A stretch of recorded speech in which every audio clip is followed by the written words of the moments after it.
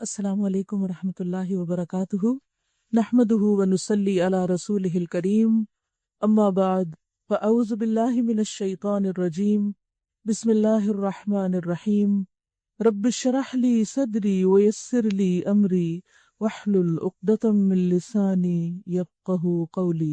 हमारे इस दौरा कुरान का जो मरकज़ी मज़मून है और रमज़ान में जो कुछ हमें हासिल करना है वो तक़वा है, और इंशाअल्लाह ये पूरा महीना हम तक़वा के मौजू पर गुफ्तगू करते रहेंगे और उन उमूर पर जो तक़वा में मददगार हैं, जिनसे हमें तक़वा हासिल हो सके। रोज़ा तो है ही, कुरान भी है, लेकिन इसके अलावा वो कौन सी चीज़ें हैं जिनको मद्देनज़र रखा जाए तो तक़वा हासिल होता है। मुझे बहुत खुशी हुई कि आप लोगों ने गौर व फिक्र करना शुरू कर दिया। किसी ने अपना एक्सपीरियंस लिखा है कि मैं इतवार वाले दिन अलहुदा से घर जा रही थी, 12 बजे थे, सड़कें खाली थी।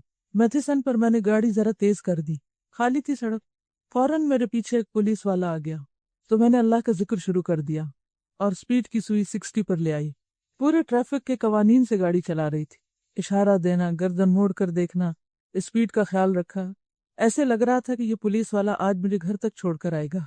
मैं गौर व फिक्र कर रही थी कि अगर हमारे अंदर अल्लाह का तकवा आ जाए, हमारा ईमान इतना मजबूत हो जाए कि गोया हमें हर वक्त ये यकीन हो कि अल्लाह हमें देख रहा है, तो हो नहीं सकता कि हम अल्लाह के अहकामात को तोड़ें, अपने गुनाहों की स्पीड पर कड़ी नजर रखें, हर मोड़ पर फूंक फूंक कर कदम रखें, सिराते मुस्तकीम पर चलते रहें, तो इंशाअल्लाह अल्लाह की रहमत से उम्मीद है कि जन्नत का रास्ता आसान हो जाएगा।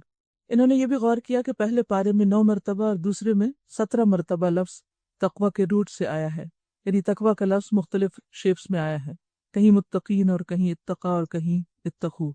अल्लाह हम सब में तकवा पैदा करते। इन्होंने बहुत इंटरेस्टिंग मिसाल दी है। बस आप यही समझें कि हर वक्त कोई आपको देख रहा है, आपके पीछे है, चाहे आप अकेले हैं, चाहे सड़क खाली है, या फिर और लोग आपके साथ हैं। तकवा दिल की कैफियत का नाम। दिल में अगर खुशी हो तो हमारा अमल कैसा होता है? सब चीजें अच्छी अच्छी होती। किसी से बात करते हैं तो भी अच्छे से करते हैं, कुछ लेन देन होता है उसमें भी बड़ी खूबसूरती आ जाती। गोया जिंदगी में जो भी कुछ होता है उन सब में हमारा रवैया झलक रहा होता है और ये बता रहे होते हैं कि हम खुश हैं। इसी तरह अगर हम गमगीन हो तो हमारी गमगीन सूरत हर वक्त हमारे मामलात पर असरअंदाज होती। हम खा रहे हैं, पी रहे हैं, ले रहे हैं, दे रहे हैं, चल रहे हैं, बोल रहे हैं, हर चीज में गम झलकता नजर आएगा।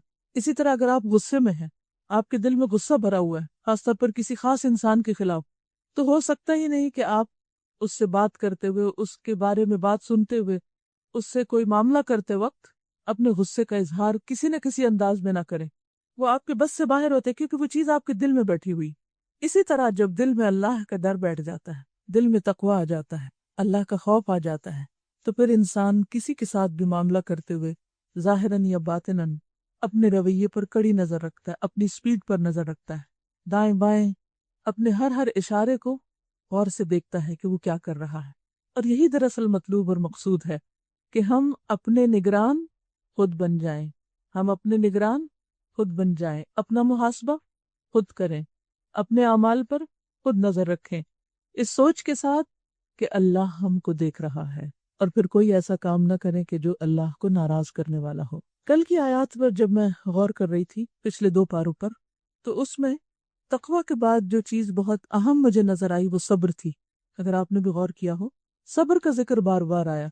मुझे हमेशा यूं लगता है कि कामयाबी के लिए, खा दुनिया की हो या आखिरत की, उसके लिए सब्र बहुत जरूरी है। गोया दूसरे लफ्जों में आप यूं कह सकते हैं कि कामयाबी का राज सब्र में है। अल्लाह सुब्हानहू तआला ने बनी इसराइल को भी हुक्म दिया, सूरत अल-बकरा आयत 45, वस्तईनु बिस्सब्रि वस्सलात, अल्लाह से मदद मांगो सब्र और नमाज के साथ।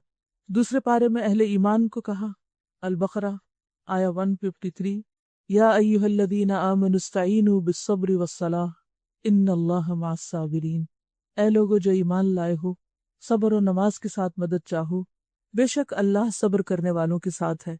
फिर सूरत अल-बकरा ही की आयत नंबर 157 में फरमाया, वबश्शिरिस-साबिरीन, सब्र करने वालों को खुशखबरी दे दो, अल्लज़ीना इज़ा असाबतहुम मुसीबतुन क़ालू इन्ना लिल्लाहि व इन्ना इलैहि राजिऊन, उलाइका अलैहिम सलवातुम मिर रब्बिहिम व रहमा व उलाइका हुमुल मुहतदून। सब्र करने वालों को बशारत दे दो کہ جب انہیں کوئی مصیبت آتی ہے تو کہہ اٹھتے ہیں بے شک ہم اللہ کے لیے ہیں اور اسی کی طرف لوٹ کر جانے والے. ایسے ہی لوگوں پر اللہ کی طرف سے رحمتیں ہیں، نوازشیں ہیں، اور ایسے ہی لوگ ہدایت پانے والے ہیں. گویا ہدایت کا انحصار، کامیابی کا انحصار صبر کے ساتھ ہے. اللہ کی مدد صبر کے ساتھ آتی ہے. اور اگر دیکھا جائے تو روزے کی حقیقت بھی کیا ہے؟ صبر. رمضان صبر کا مہینہ ہے، اور اس مہینے میں ہمیں صبر کی پوری ٹریننگ دی جائے گی کہ صبر کیسے کرتے ہیں. روزے کی حقیقت ہی یہی ہے. اور صوم کا مطلب بھی کیا ہے؟ ایبسٹیننس، رک جانا، اپنے آپ کو روک لینا. تو گویا روزہ انسان کے اندر صبر و تحمل اور برداشت کا مادہ پیدا کرتا ہے. اور اگر دیکھا جائے تو صبر کے بغیر دین کے کسی بھی حکم پر عمل کرنا مشکل ہے. اللہ کا ہر حکم عمل کے لیے صبر کا تقاضا کرتا. مثلا نماز، اس کے لیے بھی صبر چاہیے. روزہ، وہ تو ہے ہی صبر. اسی طرح خواہشات کو کنٹرول کرنا، چاہے وہ کھانے کی خواہش ہو یا کسی اور چیز کی، اس کے لیے بھی صبر چاہیے. شیطان اگر دل میں وسوسے ڈالے تو اس کا مقابلہ کس سے کر سکتے ہیں؟ صبر کے ساتھ. لوگوں کی طرف سے اگر تکلیفیں پہنچے، لوگ ہم پر زیادتی کریں، تو اس موقع پر بھی ہم تقوی کی روش پر کیسے قائم رہ سکتے ہیں؟ صبر کے ساتھ. جان اور مال کا اگر نقصان ہو جائے تو اس موقع پر ہم اپنے آپ کو کیسے تھام سکتے ہیں؟ متقی کیسے بن سکتے ہیں؟ کیسے؟ صبر کے ساتھ. مشکلات ہوں، محرومیاں ہوں، آزمائشیں ہوں، مصیبتیں ہوں، ان سب کا مقابلہ صبر ہی کے ساتھ کیا جا سکتا ہے. کسی بھی قسم کا غم، رنج، دکھ، تکلیف، پریشانی، ہرٹ، کچھ بھی ہو، کچھ بھی زندگی میں آئے، ان سب کا مقابلہ صبر ہی سے کیا جا سکتا. یہ ساری کیفیات دل پر اثر انداز ہوتی، اور اگر دل میں خدا کا خوف ہوگا تو پھر انسان اپنے آپ کو نیگیٹو تھنکنگ، نیگیٹو ریاکشن اور نیگیٹو ایکشن سے روک لے گا. اور رک جائے گا کہاں؟ اللہ کی حد پر. کیونکہ تقوی نام ہی ہے اللہ کی حدوں پر، اللہ کے بتائے ہوئے راستوں پر چلنا، اور جہاں اللہ روکے وہاں رک جانا، اللہ کی حدود پر قائم رہنا. اور یہ انشاءاللہ آپ کو اس پورا رمضان تربیت ملے گی. عبداللہ بن عباس جو حضور صلی اللہ علیہ وسلم کے چچا زاد بھائی تھے، ایک بار جب وہ رسول اللہ صلی اللہ علیہ وسلم کے پیچھے بیٹھے ہوئے تھے، اونٹ پر آپ کے پیچھے بیٹھے تھے، تو آپ نے ان کو ایک لمبی نصیحت فرمائی. اس کا ایک حصہ ہے کہ اعلم ان فی الصبر علی ما تکرہ خیرا کثیرا وان النصر مع الصبر وان الفرج مع الکرب وان مع العسر یسرا. کیا معنی ہے؟ جان لو کہ ناپسندیدہ بات پر صبر کرنے میں بہت زیادہ بھلائی ہے. یاد رہے گی بات؟ جان لو کہ ناپسندیدہ بات، سوچئے کوئی ہے آپ کی ناپسندیدہ بات، کوئی بات جو آپ کو بادر کر رہی ہو، کوئی بات جو آپ کو اچھی نہ لگ رہی ہو، کوئی چیز جو آپ کو تکلیف دے رہی ہو، کوئی چیز جس پہ آپ صبر کر نہ پا رہے ہو اور آپ کو بہت مشکل ہو رہی ہو. علی ما تکرہ، ہر ناپسندیدہ چیز. تو جان لو کہ ناپسندیدہ بات پر صبر کرنے میں بہت زیادہ بھلائی ہے. کیا بھلائی ہو سکتی ہے؟ فوری طور پر اجر میں اضافہ ہوتا ہے، اللہ کی مدد شامل حال ہو جاتی ہے، اللہ کی طرف سے خوشخبریاں ملنے لگتی. وبشر الصابرین. روکنا کیا ہے اس وقت؟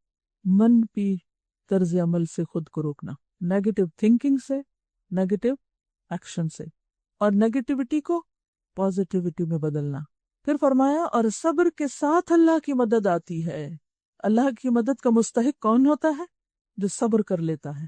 اور تکلیف کے ساتھ کشادگی بھی ہے، اور مشکل کے ساتھ آسانی ہے. کسی بھی مشکل سے مت گھبرائیں، مشکل میں پڑیں گے تو آسانی ہوگی. تو گویا خلاصہ یہ ہے کہ انسان کو جب بھی کوئی ناپسندیدہ بات پیش آئے تو اس وقتی ناپسندیدگی کو برداشت کر لیں. مثلا اگر آپ نے بھول کر کوئی کڑوی چیز منہ میں رکھ لی تو اب کیا کریں؟ شور مچا دیں؟ کیا کرتے ہیں؟ کہیں چوٹ لگ گئی، کہیں کٹ لگ گیا، کسی کی بات چپ گئی، کہیں درد اٹھ گئی، تو کیا کریں؟ اس ناپسندیدگی کو برداشت کر لیں، اور جذباتیت کا شکار ہوئے بغیر سوچ سمجھ کر فیصلہ کریں. کامیابی آپ کے لیے، سلوشن اللہ آپ کو سجھا دے گا. اللہ کے خزانے بہت وسیع ہیں، بہت وسیع. کسی ایک دروازے کے بند ہونے سے خیر بند نہیں ہو جاتی. اس کی رحمتوں پر امید رکھیں اور اللہ سے باتیں کریں کہ یا رب تیری خاطر صبر کیا ہے، اور تیرا وعدہ ہے کہ صبر پر تیری مدد آئے گی. میں تیری مدد کی منتظر ہوں اور مدد آئے گی. بس صرف ہمارا امتحان ہوتا کہ ہم کرتے کیا ہیں. چلیے جو کچھ کرنا ہے وہ قرآن سے پوچھ. اعوذ باللہ من الشیطان الرجیم. بسم اللہ الرحمن الرحیم، تیسرا پارہ۔ تلک الرسل فضلنا بعدهم على بعد منهم من كلم الله ورفع بعدهم درجات وآتينا عيسى ابن مريم البينات وأيدناه بروح القدس ولو شاء الله ما اقتتل الذين من بعد ما جاءتهم البينات ولكن اختلفوا فمنهم من آمن ومنهم من كفر ولو شاء الله ما اقتتلوا ولكن الله يفعل ما يريد۔ یہ رسول جو ہماری طرف سے انسانوں کی ہدایت پر مامور ہوئے، ہم نے ان کو ایک دوسرے سے بڑھ چڑھ کر مرتبے عطا کیے۔ فضلنا بعدهم على بعد، ان میں کوئی ایسا تھا جس سے خدا خود ہم کلام ہوا، کسی کو اس نے دوسری حیثیتوں سے بلند درجے دیے، اور آخر میں عیسیٰ ابن مریم کو روشن نشانیاں عطا کی اور روح پاک سے اس کی مدد کی۔ اگر اللہ چاہتا تو ممکن نہ تھا کہ ان رسولوں کے بعد جو لوگ روشن نشانیاں دیکھ چکے تھے وہ آپس میں لڑتے، مگر اللہ کی مشیت یہ نہ تھی کہ وہ لوگوں کو جبراً اختلاف سے روکے۔ اس وجہ سے انہوں نے باہم اختلاف کیا، پھر کوئی ایمان لایا اور کسی نے کفر کی راہ اختیار کی۔ ہاں، اللہ چاہتا تو وہ ہرگز نہ لڑتے، مگر اللہ جو چاہتا ہے کرتا ہے۔ اللہ سبحانہ وتعالی نے رسولوں کو تمام انسانوں میں سے چنا، لیکن پھر رسولوں میں سے بعض کو بعض پر درجات عطا کیے۔ اور اگر ہم دیکھیں تو کائنات میں اللہ نے جو کچھ پیدا کیا ہے ان سب میں یہی اصول نظر آتا ہے، اور اس اصول کو سمجھنے کی ضرورت ہے۔ کیسے؟ کسی بھی چیز پر غور کریں، مثلا پہاڑوں کو دیکھیں، کیا سب پہاڑ ایک ہی جیسے اونچے یا کوئی ایک دوسرے کے مقابلے میں زیادہ ہے؟ درختوں کو دیکھیں، انسانوں کے قد دیکھیں، انسانوں کے اندر پائی جانے والی صلاحیتوں کو دیکھیں، پھلوں میں دیکھیں، کیا سارے پھل میٹھے ہوتے ہیں؟ خواہ کھانے پینے کی چیزیں ہوں یا استعمال کی چیزیں، آسمان پہ ہو یا زمین پر، ستاروں کو دیکھیں، کوئی زیادہ چمکتا ہے کوئی کم۔ یہ فرق کس نے رکھا؟ کس نے رکھا؟ اللہ نے رکھا، اور اس کو قبول کرنا کس کا کام ہے؟ ہمارا، کہ اس فرق کو ہم قبول کر لیں۔ اگر اللہ نے کسی کو بڑائی دی ہے تو وہ بڑائی اللہ کی تقسیم ہے، اس کو بھی مان لیں، اس کے ماننے میں ہماری خیر ہے۔ اور اگر کسی کو بڑائی ملی ہے تو اس بڑائی کو تکبر کا ذریعہ نہ سمجھا جائے، اپنے آپ کو بڑا یا نمایاں نہ کیا جائے۔ اور اسی طرح اگر آپ کسی کو مانتے ہیں، جیسے پیغمبر کو مانتے ہیں، پیغمبر علیہ السلام، تو یہ صرف ہمارے لیے نہیں، تمام اقوام کے لیے ہے کہ جس پیغمبر کو ہم مانتے ہیں اس کی بات کو مانیں، نہ کہ صرف اس کے بڑے مقام پر فخر کرتے رہیں اور اس کی امت ہونے کی وجہ سے خود بھی فخر میں مبتلا ہو جائے، اور پھر اس بنا پر دوسرے لوگوں کو حقیر سمجھ کر ان سے جھگڑے کریں۔ پچھلی امتوں میں یہ مشکل رہی کہ انہوں نے دین کی روح کو سمجھنے کی بجائے اپنے اپنے پیغمبروں اور بعد میں علماء کی شخصیتوں کو بلند کرنا شروع کر دیا، اور پھر ان پر فخر کرتے ہوئے آپس میں مقابلہ بازی کی اور ایک دوسرے سے جھگڑے کیے، اور یہ کہا کہ ہم تم سے بہتر ہیں کیونکہ ہم فلاں کو مانتے ہیں۔ اور دین میں جب بھی اختلافات ہوتے ہیں وہ انہی بنیادوں پر ہوتے ہیں۔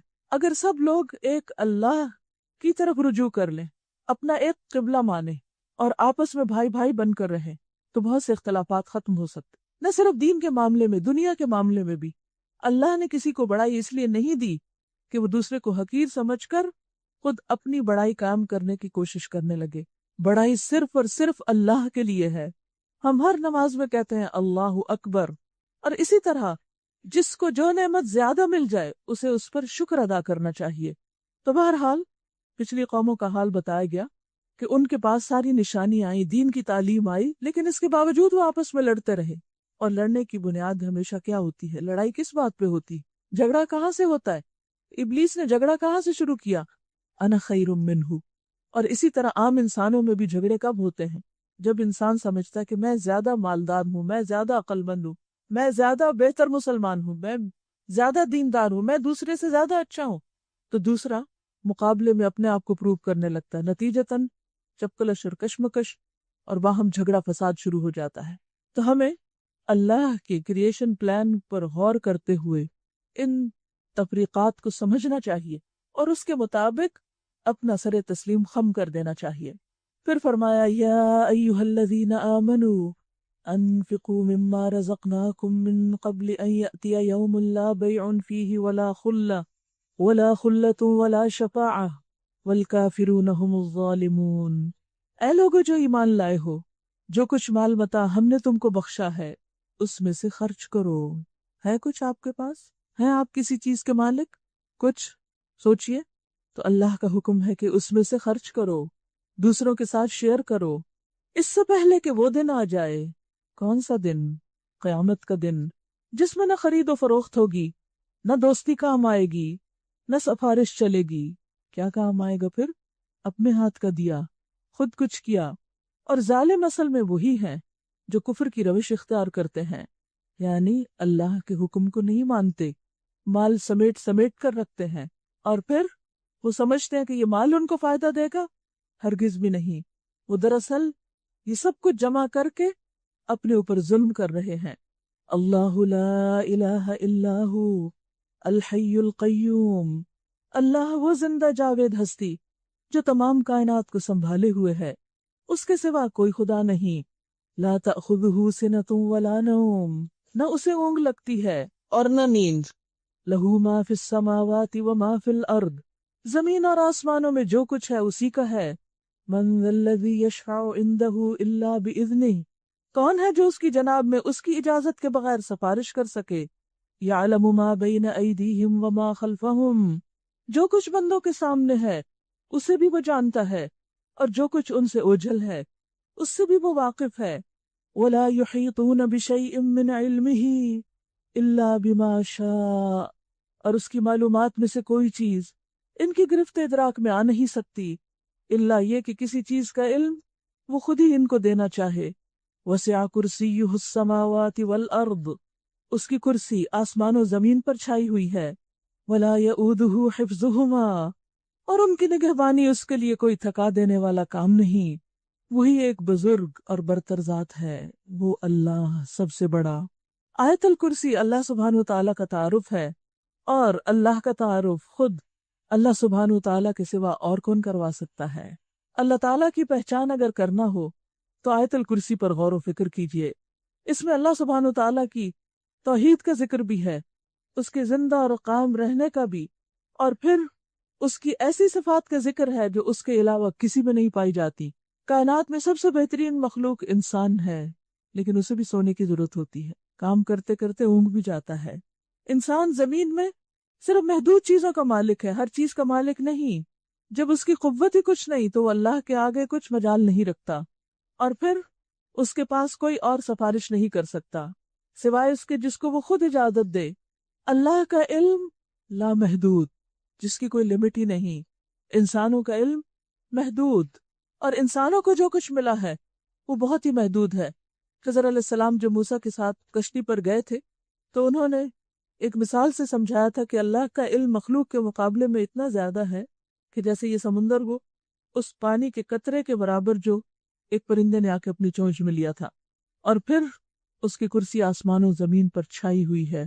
کرسی کیا ہے؟ فٹ سٹول، اور کرسی سے بڑا پھر عرش بھی ہے۔ اور اللہ سبحانہ و تعالیٰ زمین و آسمان اور جو کچھ اس میں ہے ان سب کی حفاظت بھی کر رہا ہے، اور کوئی چیز اس کو تھکاتی نہیں، اور وہ بڑا ہے، بہت ہی بڑا، العلی العظیم، یعنی دونوں صفات اس کی بڑائی کی ہیں۔ تو بہرحال آیت الکرسی اللہ کی عظمت کی علامت ہے، اور آیت الکرسی پڑھنے کے فوائد بھی بہت سارے ہیں۔ آیت الکرسی کو قرآن مجید کی تمام آیات سے اعلیٰ اور افضل قرار دیا گیا ہے۔ اسی طرح سونے سے پہلے آیت الکرسی پڑھنے والے کے لیے اللہ تعالیٰ کی طرف سے ایک فرشتہ مقرر کیا جاتا ہے جو چوری، ڈاکہ اور دیگر نقصانات سے اس کی حفاظت کرتا ہے۔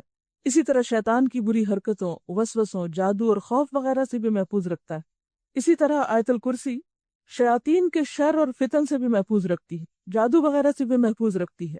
ہر فرض نماز کے بعد آیت الکرسی کا پڑھنا جنت میں جانے کا باعث ہے، لہٰذا آیت الکرسی کو اپنا وظیفہ بنا لیں، صبح اور شام، رات کو سوتے وقت، اور جب کبھی بھی ڈر لگے کسی بھی چیز سے، لیکن اس کے صرف ورد نہ کریں بلکہ اس کے امانی پر بھی غور کریں کہ اس میں دراصل اللہ کی عظمت کا ذکر ہے، کہ میں کیوں ڈروں، اللہ بڑا ہے اور اللہ میرے ساتھ ہے۔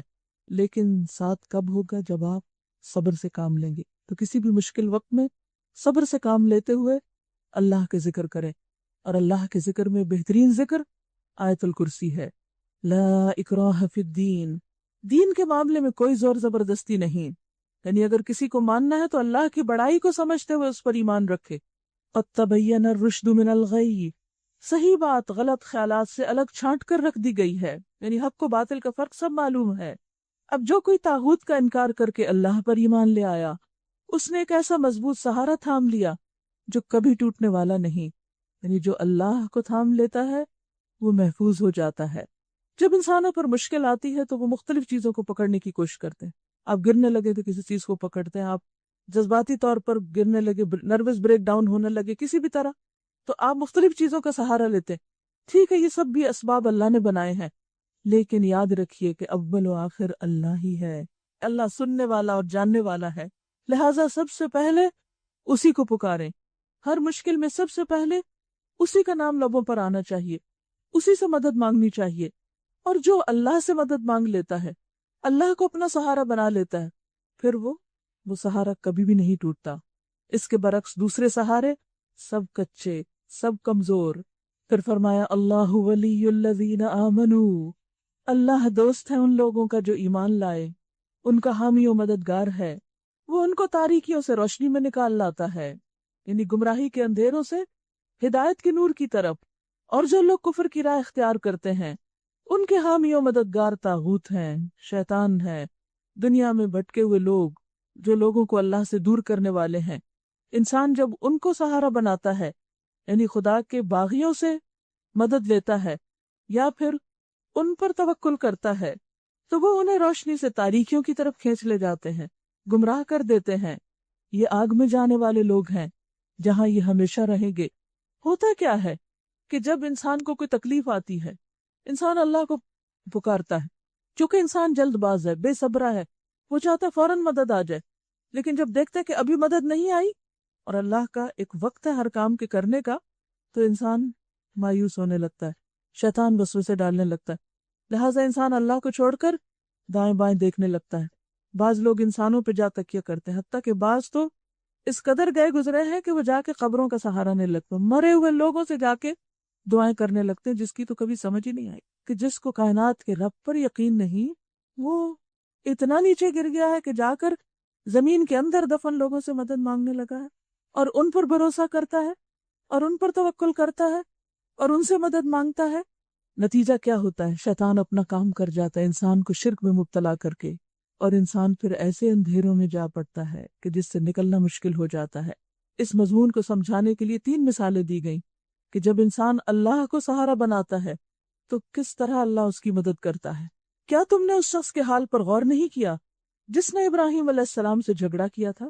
نمرود کی طرف اشارہ ہے۔ جھگڑا اس بات پر کہ ابراہیم کا رب کون ہے، اور اس بنا پر کہ اس شخص کو اللہ نے حکومت دے رکھی تھی، طاقتور تھا، صاحب اقتدار تھا۔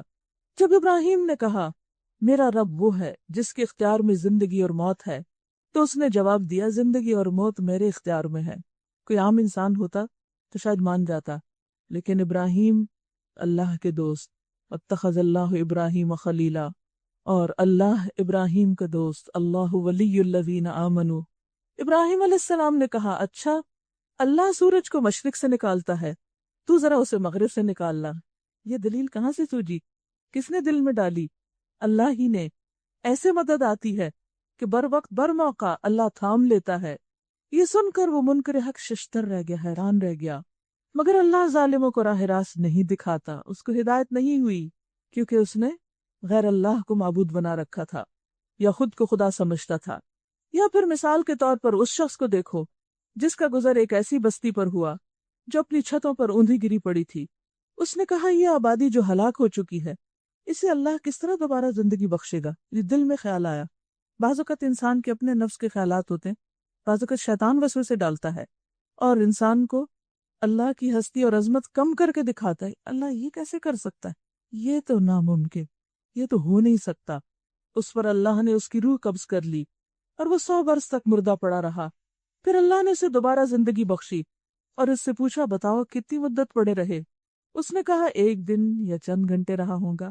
فرمایا تم پر 100 برس اسی حال میں گزر گئے، اب ذرا اپنے کھانے اور پانی کو دیکھو کہ اس میں ذرا تبدیلی نہیں آئی، دوسری طرف ذرا اپنے گدھے کو بھی دیکھو کہ اس کا پنجر تک بوسیدہ ہو رہا ہے، اور یہ ہم نے اس لیے کیا کہ ہم تمہیں لوگوں کے لیے ایک نشانی بنانا چاہتے ہیں۔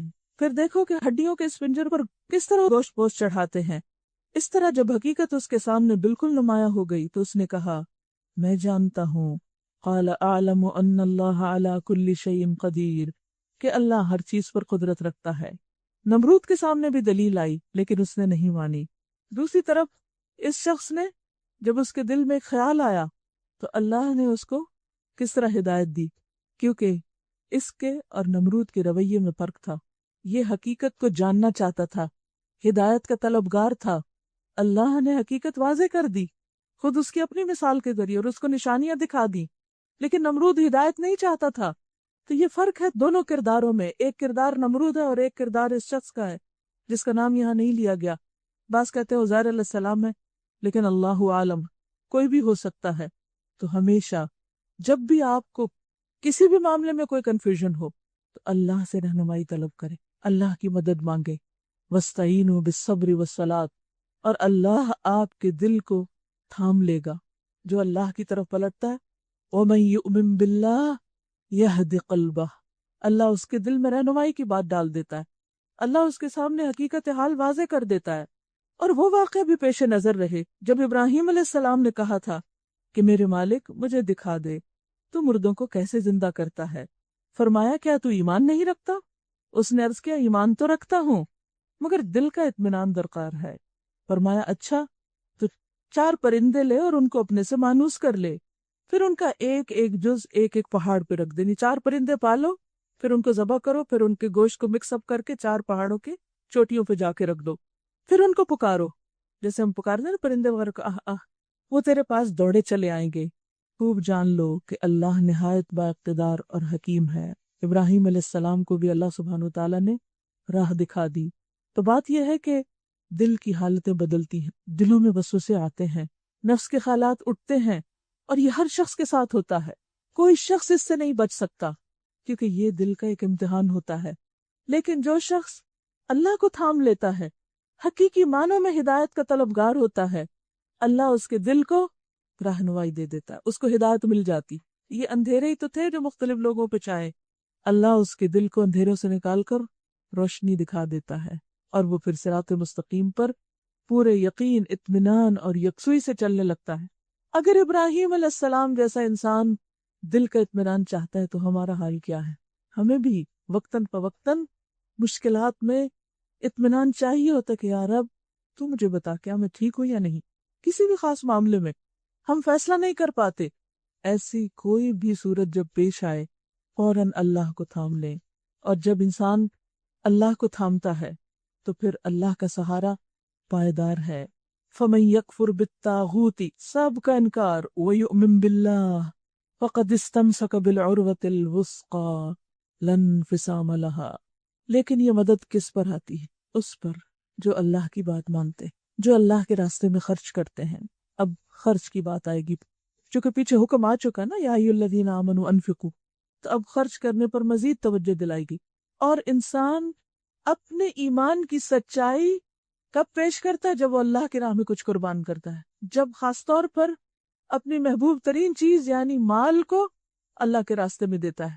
یعنی مال کا خرچ کرنا دراصل اس بات کی علامت ہے کہ یا رب ہم تیرے وفادار ہیں۔ اب مال خرچ کرنے پر ابھارا جا رہا ہے۔ مثل الذین ينفقون اموالهم فی سبیل اللہ کمثل حبۃ انبتت 7 سنابل فی کل سنبلۃ 100 حبۃ واللہ یضاعف لمن یشاء واللہ واسع علیم۔ جو لوگ اپنے مال اللہ کی راہ میں صرف کرتے ہیں ان کے خرچ کی مثال ایسی ہے جیسے ایک دانہ بویا جائے، بس ایک دانہ، 1 سنگل سیڈ، اور اس سے 7 بالیں نکلیں اور ہر بال میں 100 دانے ہوں۔ اسی طرح اللہ جس کے عمل کو چاہتا ہے افزونی عطا فرماتا ہے۔ اس کا عمل اتنا بابرکت ہوتا ہے، وہ ایک چھوٹا سا کام کرتا ہے اور اللہ اس میں سے ڈھیروں خیر نکال دیتا ہے۔ لیکن ضرورت کس بات کی ہے کہ اخلاص ہو، فی سبیل اللہ ہو، اللہ کی خاطر ہو، کسی پر احسان جتانا نہ ہو، اپنی شہرت اور دنیا کا مفاد مطلوب نہ ہو، صرف اور صرف اپنے ایمان کی صداقت مطلوب ہو۔ واللہ واسع علیم، اور اللہ وسعت والا، علم والا ہے، وہ جس کے لیے چاہتا ہے جتنا زیادہ بڑھا دیتا ہے۔ اور فی سبیل اللہ ایک معنی تو یہی ہوا کہ اللہ کی خاطر، اور دوسرا اللہ کے دین کی خاطر۔ الذین ينفقون اموالهم فی سبیل اللہ، وہ لوگ جو اپنے مال اللہ کے راستے میں خرچ کرتے ہیں، ثم لا يتبعون ما انفقوا منا ولا اذى، اور خرچ کر کے پھر احسان نہیں جتاتے، مینشن نہیں کرتے اور نہ دکھ دیتے ہیں۔ عام طور پر کیا ہوتا ہے، ہم کام کر بھی لیتے ہیں، قربانی بھی کر لیتے ہیں، پھر کوئی ایسا بولتے ہیں کہ کیے کرائے کو تباہ کر کے رکھ دیتے ہیں احسان جتا کر۔ ان کا اجر ان کے رب کے پاس ہے، کن کا؟ جو نہ احسان جتائے اور نہ کسی کو دکھ دے۔ اور دکھ نہ دینے کے لیے کیا ضروری ہے کہ انسان صبر کر جائے۔ انسان کو احسان جتانے کی ضرورت کب پیش آتی؟ جب دوسرا ہمارے احسان کو مانتا نہیں۔ ہم جب خرچ کرتے ہیں تو کوئی اکنالج نہیں کرتا، اس پر شاباش نہیں دیتا، اس کو تسلیم نہیں کرتا کہ ہم نے واقعی کوئی اچھا کام کیا ہے، تو پھر ہمیں ضرورت پیش آتی ہے کہ ہم بار بار مینشن کریں کہ ہم نے یہ کیا ہے، ہم نے یہ کیا ہے۔ اس سے کیسے باز رہا جائے؟ کیسے رک سکتا ہے انسان؟ صرف صبر کے ذریعے، تقوی کے ذریعے۔ انسان اس وقت کیا کہتا ہے؟ میرا رب تو جانتا ہے، وَكَفَى بِاللَّهِ شَهِيدًا، اللہ کی گواہی کافی ہے۔ بندوں کی گواہی ہو بھی تو کیا فرق، ہو یا نہ ہو، اس سے کیا بڑا فرق پڑتا ہے۔ ایسے لوگوں کے لیے نہ کسی خوف اور نہ کسی رنج کا موقع ہے، نہ ان پہ خوف ہوگا اور نہ وہ غمگین ہوں گے۔ قول معروف ومغفرۃ خیر من صدقۃ یتبعها اذی، ایک میٹھا بول، اچھی بات، پیار بھرا جملہ اور کسی ناگوار بات پر چشم پوشی، اگنور کر دینا، یعنی جو چیز نہ اچھی لگے اس کو اگنور کر دینا، گویا دیکھا ہی نہیں، آنکھیں بند، اس خیرات سے بہتر ہے جس کے پیچھے دکھ ہو۔ یعنی کام کر کے پھر انسان اس کو جتائے، تو اس سے بہتر ہے کہ انسان پھر اپنا اخلاق اچھا کر لے، اپنی گفتگو کا انداز خوبصورت کر لے اور دوسروں کے قصور معاف کرتا جائے۔ واللہ غنی حلیم، اللہ بے نیاز ہے اور بردباری اس کی صفت ہے، تو بندوں کو بھی کیسا ہونا چاہیے؟ بردبار ہونا چاہیے۔ یا ایہا الذین آمنوا لا تبطلوا صدقاتکم بالمن والاذی، اے ایمان لانے والو، اپنے صدقات کو احسان جتا کر اور دکھ دے کر اس شخص کی طرح خاک میں نہ ملا دو جو اپنا مال محض لوگوں کے دکھانے کو خرچ کرتا ہے اور نہ اللہ پر ایمان رکھتا ہے نہ آخرت پر، کیونکہ اگر ہوتا تو پھر دکھاوا نہ کرتا۔ دکھاوا کرنا دراصل ایمان کی کمزوری کی علامت ہے۔ اس کے خرچ کی مثال ایسی ہے جیسے ایک چٹان تھی، راک، جس پر مٹی کی تہ جمی ہوئی تھی، اس پر جب زور کمی برسا تو ساری مٹی بہہ گئی، سب ضائع، اور صاف چٹان کی چٹان رہ گئی، جیسے پہلے تھا ویسے ہی بعد میں۔ ایسے لوگ اپنے نزدیک خیرات کر کے جو نیکی کماتے ہیں اس سے کچھ بھی ان کے ہاتھ نہیں آتا، چٹیل پتھر کی طرح ہی رہ جاتے ہیں، اور کافروں کو سیدھی راہ دکھانا اللہ کا دستور نہیں۔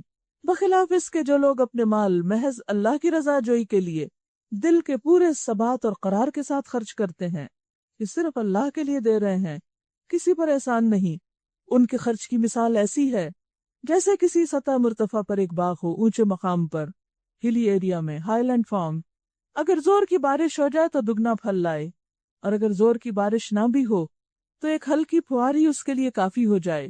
تم جو کچھ کرتے ہو سب اللہ کی نظر میں ہے۔ یعنی جن کے ارادے بلند ہوتے ہیں، جو ان گھٹیا خواہشات سے اوپر اٹھ کر کام کرتے ہیں، بلند سوچ، بلند ذہن اور بلند مقاصد کے مالک ہوتے ہیں، ان کے اعمال پھر ایسے ہیں جیسے کسی نے اونچے مقام پر کوئی باغ لگایا، اور جو ہلی ایریاز میں باغ ہوتے ہیں ان کے لیے تھوڑی سی پھوار، تھوڑے سے ویدر کی نمی تری بھی کافی ہو جاتی، اور وہ خوب پھل لاتے اور بہترین بھی ہوتا ہے۔ تو اسی طرح ایسے لوگ جو پیور نیت کے ساتھ کام کرتے ہیں، اللہ کی خاطر کرتے ہیں، وہ تھوڑا بھی کر لیں تو اس میں بہت بڑی برکت ہو جاتی ہے۔ ایود احدکم ان تکون لہ جنۃ من نخیل واعناب، کیا تم میں سے کوئی یہ پسند کرتا ہے کہ اس کے پاس ایک ہرا بھرا باغ ہو، نہروں سے سیراب، کھجوروں اور انگوروں اور ہر قسم کے پھلوں سے لدا ہوا، اور وہ عین اس وقت ایک تیز بگولے کی زد میں آ کر جھلس جائے جبکہ وہ خود بوڑھا ہو اور اس کے کم سن بچے ابھی کسی لائق نہ ہوں۔ اس طرح اللہ اپنی باتیں تمہارے سامنے بیان کرتا ہے، شاید کہ تم غور و فکر کرو، یعنی ان مثالوں کے ذریعے بات کو سمجھو۔ انسان جب بوڑھا ہو جاتا ہے تو اس کی ساری ہمتیں جواب دینے لگتی ہیں، تو عموماً بڑھاپے پہ لوگ پینشن پہ گزارا کرتے ہیں، یا پھر جو جوانی میں کمایا ہوتا ہے اس کی جو بچت ہوتی ہے اس کو استعمال کرتے ہیں۔ تو یہاں مثال دی گئی کہ جیسے ایک شخص اپنی جوانی میں ایک پورا باغ اگائے، تیار کرے، اور اس امید پر کہ وہ بڑھاپے میں اس سے فائدہ اٹھائے گا، کہ اتنے میں وہ باغ جل جائے اور بچے بھی ابھی چھوٹے ہوں کہ وہ بھی کمانے کے لائق نہ ہو، اور اس طرح انسان بے یار و مددگار رہ جائے، نہ مال کام آئے اور نہ اولاد۔ تو یہ مثال ہے اس شخص کی کہ جو دنیا میں کام تو کرتا ہے، خوب باغ لگا رہا ہے، بڑے بڑے نیکی کے کام کر رہا ہے، لیکن نیت اچھی نہیں، اور کام کر کے دوسروں کو احسان جتاتا ہے، دکھ دیتا ہے، اذیت میں مبتلا کرتا ہے۔ کل قیامت کے دن جب اس کو اپنی دنیا میں لگائی ہوئی کھیتی کی فصل کی شدید ضرورت ہوگی، پھل کی ضرورت ہوگی، تو وہاں اس کے پاس کچھ بھی نہ ہوگا اور وہ بے یار و مددگار ہو جائے گا۔ المال والبنون زینت الحیات الدنیا، یہ تو صرف دنیا میں رونق تھی اس کے باغ کی یا اس کے بچوں کی، آخرت میں تو اس کے پاس کچھ بھی نہیں ہے اب، کیونکہ آخرت کے لیے تو والباقیات الصالحات، نیکیاں چاہیے جو باقی رہنے والی ہوں، اور ان کو باقی رکھنے کے لیے کچھ اصول ہیں، طریقے ہیں، اور جب تک وہ طریقے اختیار نہ کیے جائیں وہ نیکیاں باقی نہیں رہتی۔ تو اس لیے ہم سب کو نمبر 1 خرچ کرنا چاہیے، نمبر 2 اخلاص کے ساتھ، نمبر 3 2 چیزوں سے بچنا چاہیے، اور وہ ہے احسان جتانا اور دوسروں کو دکھ دینا، یعنی 2 کرنے کے کام ہیں اور 2 نہ کرنے کے کام۔ پھر فرمایا یا ایھا الذین آمنوا انفقوا من طیبات ما کسبتم، اے لوگو جو ایمان لائے ہو، جو مال تم نے کمائے ہیں اور جو کچھ ہم نے زمین سے تمہارے لیے نکالا ہے اس میں سے بہتر حصہ خدا کی راہ میں خرچ کرو، گھٹیا مال نہ دو، ایسا نہ ہو کہ اس کی راہ میں دینے کے لیے بری سے بری چیزیں چھانٹنے لگو۔ یہ بھی ایک رویہ ہوتا ہے کہ جب ہم سوچتے ہیں کہ کچھ صدقہ کریں تو کیا نکالتے ہیں؟ یوزلیس، بیکار، گھٹیا، جو اپنے کام کا نہیں، فالتو۔ حالانکہ وہی چیز اگر تمہیں کوئی دے تو تم اسے لینا ہرگز گوارا نہ کرو گے۔ یہ معیار ہے، جو اپنے لیے پسند کرتے ہو وہی دوسروں کے لیے پسند۔ کسی کو دیتے ہوئے یہ دیکھو کہ اگر تمہیں کوئی دے تو لینا چاہو گے، پسند کرو گے، اور اگر خود نہیں چاہو گے تو دوسروں کو کیوں دے رہے ہو؟ حالانکہ وہی چیز اگر تمہیں کوئی دے تو تم اسے لینا ہرگز گوارا نہ کرو گے، الا یہ کہ اس کو قبول کرنے میں تم اغماض برت جاؤ، آنکھیں پھیر جاؤ، یعنی آنکھیں بند کر لو، اگنور کر دو، کیونکہ انسان اب دینے والے کو زبان سے کچھ کہہ نہیں سکتا، کیونکہ اب پہلے ہی احسان کے نیچے ہوتا ہے۔ تمہیں جان لینا چاہیے کہ اللہ بے نیاز ہے، اللہ کو ضرورت نہیں، کیونکہ اس وقت تم کسی بندے کو نہیں دے رہے ہوتے، اللہ کو دے رہے ہوتے ہو، اور بہترین صفات سے متصف ہے۔ شیطان تمہیں مفلسی سے ڈراتا ہے اور شرمناک طرز عمل اختیار کرنے کی ترغیب دیتا ہے، نہیں یہ باتیں شیطان تمہیں سجھاتا ہے کہ تم غریب ہو جاؤ گے، بس صرف پالتو مال دو، کام کی کوئی چیز مت دینا، مگر اللہ تمہیں اپنی بخشش اور فضل کی امید دلاتا ہے۔ اللہ بڑا فراخ دست اور دانا ہے، یؤتی الحکمت من یشاء، جس کو چاہتا ہے حکمت عطا کرتا ہے، ومن یؤت الحکمت فقد اوتی خیرا کثیرا، اور جس کو حکمت ملی اسے حقیقت میں بڑی دولت مل گئی۔ حکمت کیا ہے؟ وزڈم، کون سا کام کس وقت کس طریقے پہ کرنا چاہیے، رائٹ ٹائم پر رائٹ ڈیسیژن لینا اور رائٹ میتھڈ اختیار کرنا، صحیح طریقہ اختیار کرنا کہ کس موقع پر کس کو کیا دینا۔ مثلا انفاق کے ضمن میں کس وقت کس کو کیا دینا ہے، وہی دیں گے نا جو اس کی ضرورت ہے، جو اس کے کام کا ہو، جس سے وہ خوش ہو جائے، جس سے اس کو کچھ فائدہ ہو جائے، اور جس سے آپ کی آخرت کا فائدہ ہو جائے۔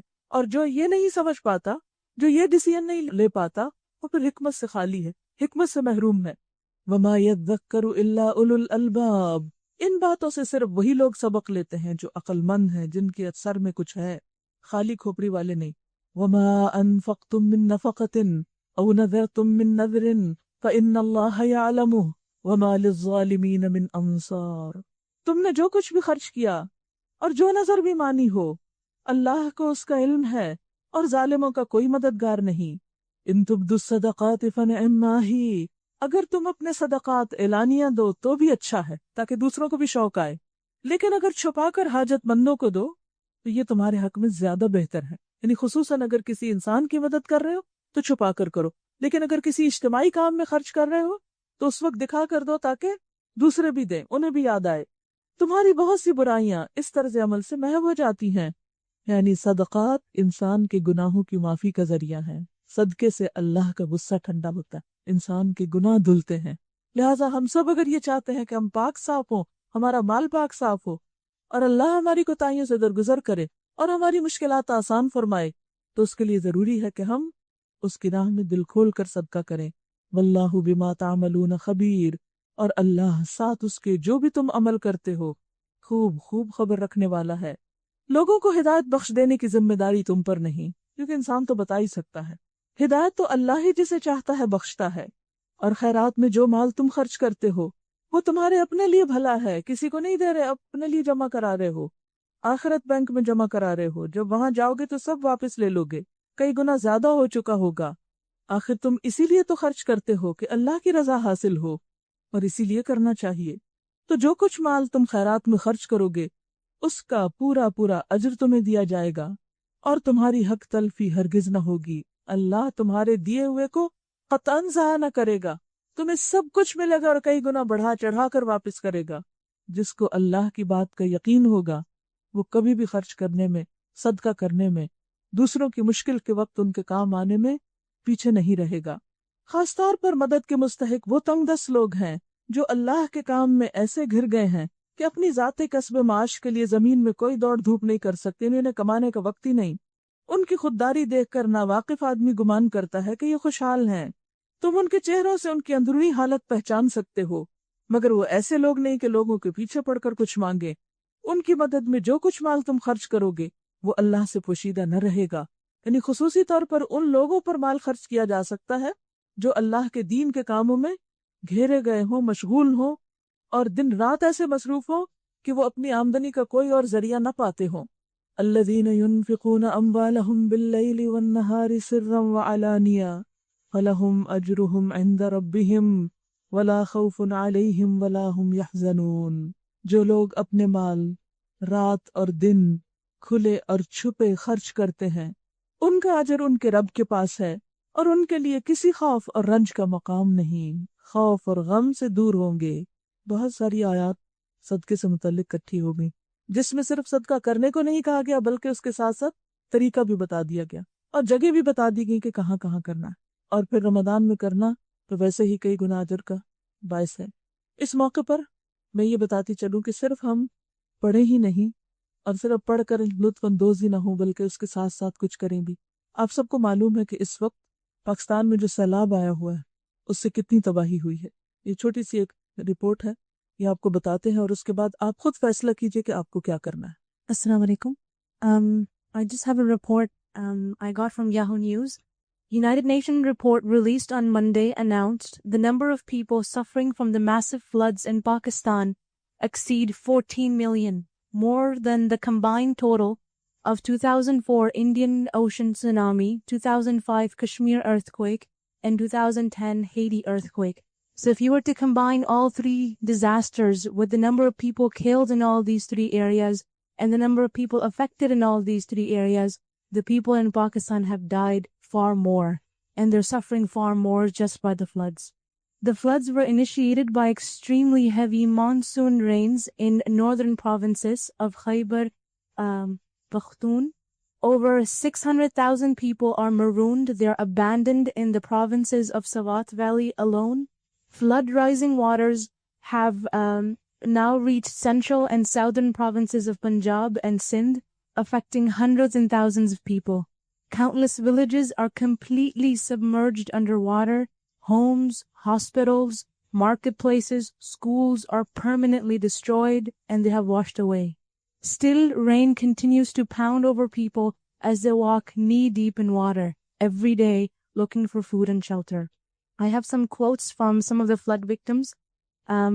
This one man, his name is Ahmed Manzoor, he says, "It would have been better if we had died in the floods because now our miseries are far greater. We have nothing to eat and we have no place to go."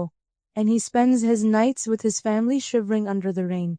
There's another woman, her name is Hura Mai, she's 40 years old. She says, "I have no utensils, I have no food for my children, I have no money.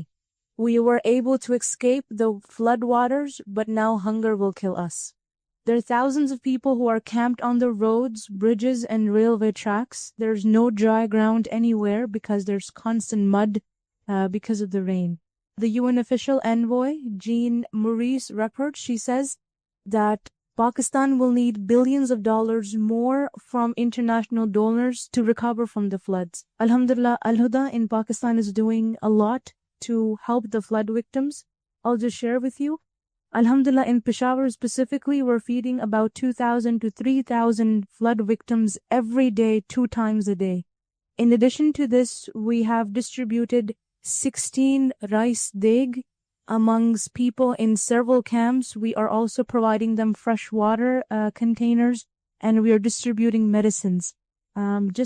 This was just because we are so busy in our day-to-day life that even including me, I was not aware of that much damage or problems there. ہمارا فرض اس وقت پورا ہو جاتا ہے جب ہم آگے دے دیتے ہیں. اللہ نے ہم سے تو انشاءاللہ قبول کر لینا. باقی یہ ہے کہ جس نے لیا اس کے اوپر ذمہ داری آ جاتی ہے.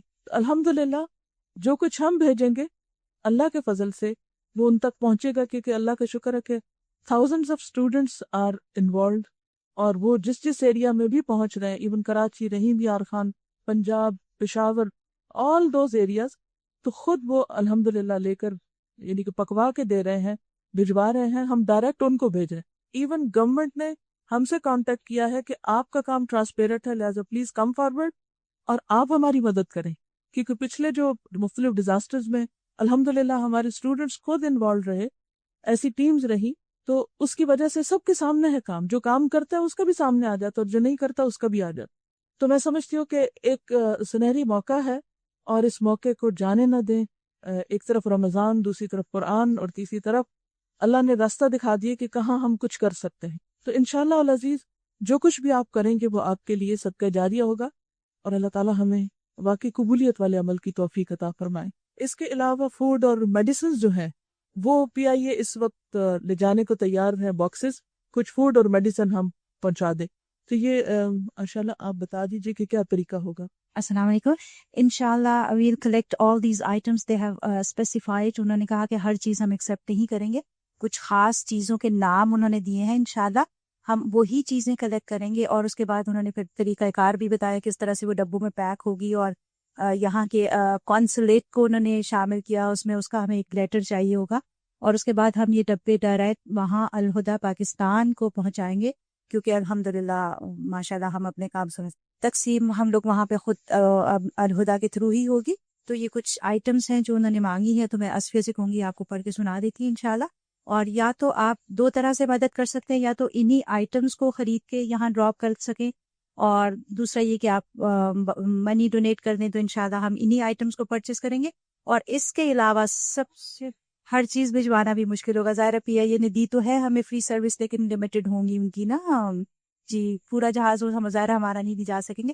تو انشاءاللہ یہ آپ کو تھوڑی سی لسٹ آف تھنگس ہیں جو یہ پڑھ کے سنا دیتی ہے. Volunteers will The items that we need are dried milk for children and adults, high nutritious biscuits, vegetable oil, water coolers, blankets, soap, oral hygiene kits, which I'm assuming it's toothbrush, toothpaste, water purification tablets, mosquito nets, children anti-rash creams, candles, and non-perishable food items, halal only. We're not accepting any old or used clothes items at the moment, so no clothes. Medicines میں جیسے pain colours وغیرہ یا anti biotics وغیرہ ہو سکتے, ریش creams, کیونکہ mosquitoes بہت ہو گئے ہیں, اور اس سے پھر ریشز اور بیماریاں اس قسم کی پھیل رہی ہیں, تو اور سانپ کاٹ رہے ہیں لوگوں کو زمین سے نکل کر. یہ انشاءاللہ بڑا بڑا لکھ کے بھی پلیز اس کو لگا دیں گے, تاکہ اونلی دیز آئٹم. ہم چاہتے ہیں کہ والنٹیئرز آپ ہوں, تاکہ دن کا ایک حصہ مثلاً آپ 10:30 یہاں پر آتے ہیں, آپ 9:30 آ جائیں, اور آ کے کچھ باکسز پیک کر دیں. وہ کاؤنسلیٹ سے ہم کو ان کو اپروو کرا کے پھر PIA, کیونکہ ایک PIA جاتی فرائیڈے کو, تو ہم چاہیں گے کہ پرسوں کچھ بھیج سکیں, پھر سنڈے جاتی, پھر ٹیوزڈے جاتی, تو ان 3 دنوں کے, اور پھر اگلے ہفتے انشاءاللہ اسی طرح, تاکہ جتنا جمع ہوتا جائے وہ ہم ساتھ ساتھ بھیج دے جائیں, اور پھر آگے وہ ساتھ ساتھ وہاں سے تقسیم بھی اسی طرح ہوتا جائے. جزاکم اللہ خیر. اوکے, آگے چلتے ہیں. اعوذ باللہ من الشیطان الرجیم, بسم اللہ الرحمن الرحیم. ایک طرف انسان اللہ کے راستے میں دیتا ہے, اور دوسری طرف انسان کی حرص اپنا مال بڑھانے کی, اور اس کے لیے انسان کیا چاہتا ہے کہ جو اس کا مال ہے اس مال پر اس کو مزید مال مل جائے. لہذا جب وہ کسی کو کسی ضرورت میں قرض کے طور پر بھی دیتا ہے تو اس پر صرف دیا ہوا واپس نہیں لینا چاہتا, بلکہ بڑھا چڑھا کے لینا چاہتا ہے, جس کو سود کہا جاتا ہے. تو فرمایا الذین یأکلون الربا لا یقومون الا کما یقوم الذی یتخبطہ الشیطان من المس. مگر جو لوگ سود کھاتے ہیں ان کا حال اس شخص کا سا ہوتا ہے جسے شیطان نے چھو کر باولا کر دیا ہو. اور اس حالت میں ان کے مبتلا ہونے کی وجہ یہ ہے کہ وہ کہتے ہیں تجارت بھی تو آخر سود ہی جیسی چیز ہے, حالانکہ اللہ نے تجارت کو حلال کیا ہے اور سود کو حرام. تجارت حلال, سود حرام, اور دونوں میں واضح فرق.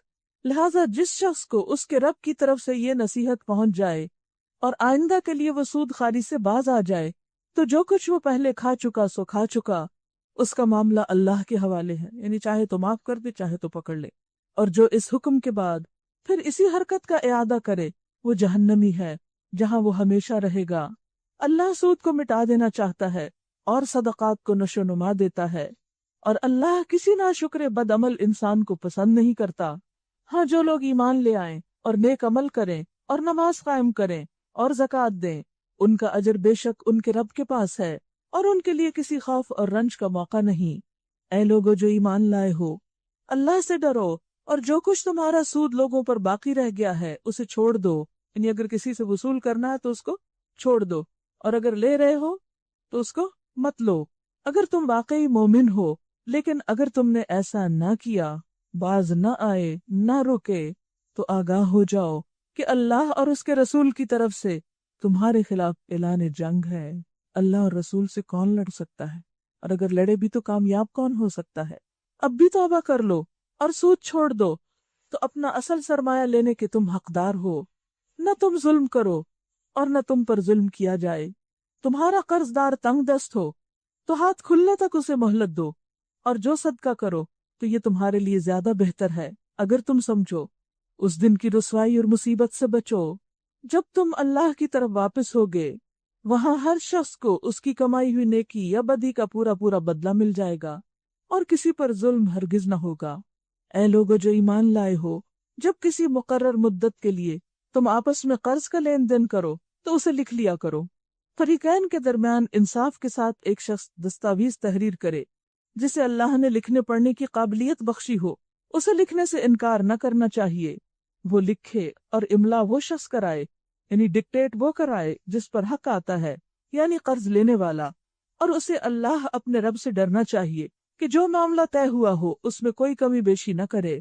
لیکن اگر قرض لینے والا خود نادان یا ضعیف ہو یا املا نہ کرا سکتا ہو تو اس کا ولی انصاف کے ساتھ املا کرائے، پھر اپنے مردوں میں سے 2 آدمیوں کی اس پر گواہی کرا لو، اور اگر 2 مرد نہ ہوں تو 1 مرد اور 2 عورتیں ہوں، تاکہ ایک بھول جائے تو دوسری اسے یاد دلا دے۔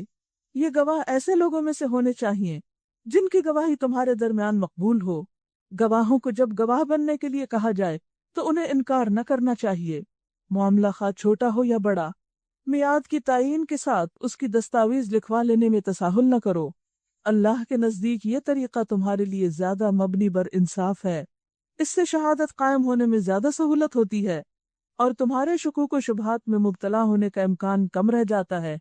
ہاں جو تجارتی لین دین دست بدست تم لوگ آپس میں کرتے ہو اس کو نہ لکھا جائے۔ بس آپ کسی شاپ پر گئے ہیں، چھوٹی سی چیز خریدی ہے، تو اگر اس پر لکھت پڑت نہیں ہوئی تو کوئی بات نہیں، کیش دیا، چیز اٹھائی، چلے گئے، تم پر کچھ گناہ نہیں۔ مگر تجارتی معاملے طے کرتے وقت گواہ کر لیا کرنی۔ بزنس کانٹریکٹ جب لکھے جاتے ہیں اس کو باقاعدہ لکھا جانا چاہیے۔ کاتب اور گواہ کو ستایا نہ جائے، ایسا کرو گے تو گناہ کا ارتکاب کرو گے۔ اللہ کے غضب سے بچو، وہ تم کو صحیح طریقے عمل کی تعلیم دیتا ہے اور اسے ہر چیز کا علم ہے۔ واتقوا اللہ ویعلمکم اللہ، اللہ سے ڈرو اور اللہ تم کو سکھا دے گا۔ بہت سی چیزیں جو انسان کو کرنی نہیں آتی اور جانتے ہوئے بھی نہیں کرنی آتی، ان کا حل کیا ہے کہ انسان اللہ کا تقوی اختیار کرے، اور جو اللہ سے ڈرتا ہے اللہ اس کے لیے ہر کام میں سہولت پیدا کر دیتا ہے۔ وَإِن كُنتُمْ عَلَى سَفَرٍ، اگر تم سفر کی حالت میں ہو اور دستاویز لکھنے کے لیے کوئی کاتب نہ ملے تو رہن بالقبض پر معاملہ کرو، یعنی گروی رکھ لو، یعنی کوئی چیز قیمتی رکھوا کے اور اس پر پیسہ لے لو۔ اگر تم میں سے کوئی شخص دوسرے پر بھروسہ کر کے اس کے ساتھ کوئی معاملہ کرے تو جس پر بھروسہ کیا گیا ہے اسے چاہیے کہ امانت ادا کر دے، اور اللہ اپنے رب سے ڈرے، اور شہادت ہرگز نہ چھپاؤ، اور جو شخص شہادت چھپاتا ہے اس کا دل گناہ میں آلودہ ہے، اور اللہ تمہارے اعمال سے بے خبر نہیں۔ للہ ما فی السماوات وما فی الارض، آسمانوں اور زمین میں جو کچھ ہے سب اللہ کا ہے۔ تم اپنے دل کی باتیں خواہ ظاہر کرو یا چھپاؤ، یعنی جو تم سوچتے ہو چاہے منہ سے بول کر کسی کو بتاؤ یا پھر دل میں رکھو، اللہ بہرحال ان کا حساب تم سے لے لے گا۔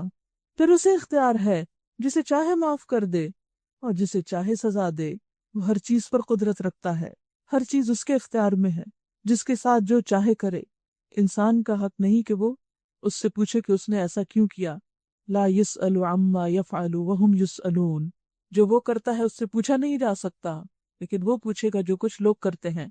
آمن الرسول بما انزل الیہ من ربہ والمؤمنون کل آمن باللہ وملائکتہ وکتبہ ورسلہ لا نفرق بین احد من رسلہ وقالوا سمعنا وأطعنا غفرانك ربنا وإليك المصير لا يكلف الله نفسا إلا وسعها لها ما كسبت وعليها ما اكتسبت ربنا لا تؤاخذنا إن نسينا أو أخطأنا ربنا ولا تحمل علينا إصرا كما حملته على الذين من قبلنا ربنا ولا تحملنا ما لا طاقة لنا به واعف عنا واغفر لنا وارحمنا انت مولانا فانصرنا علی القوم الکافرین۔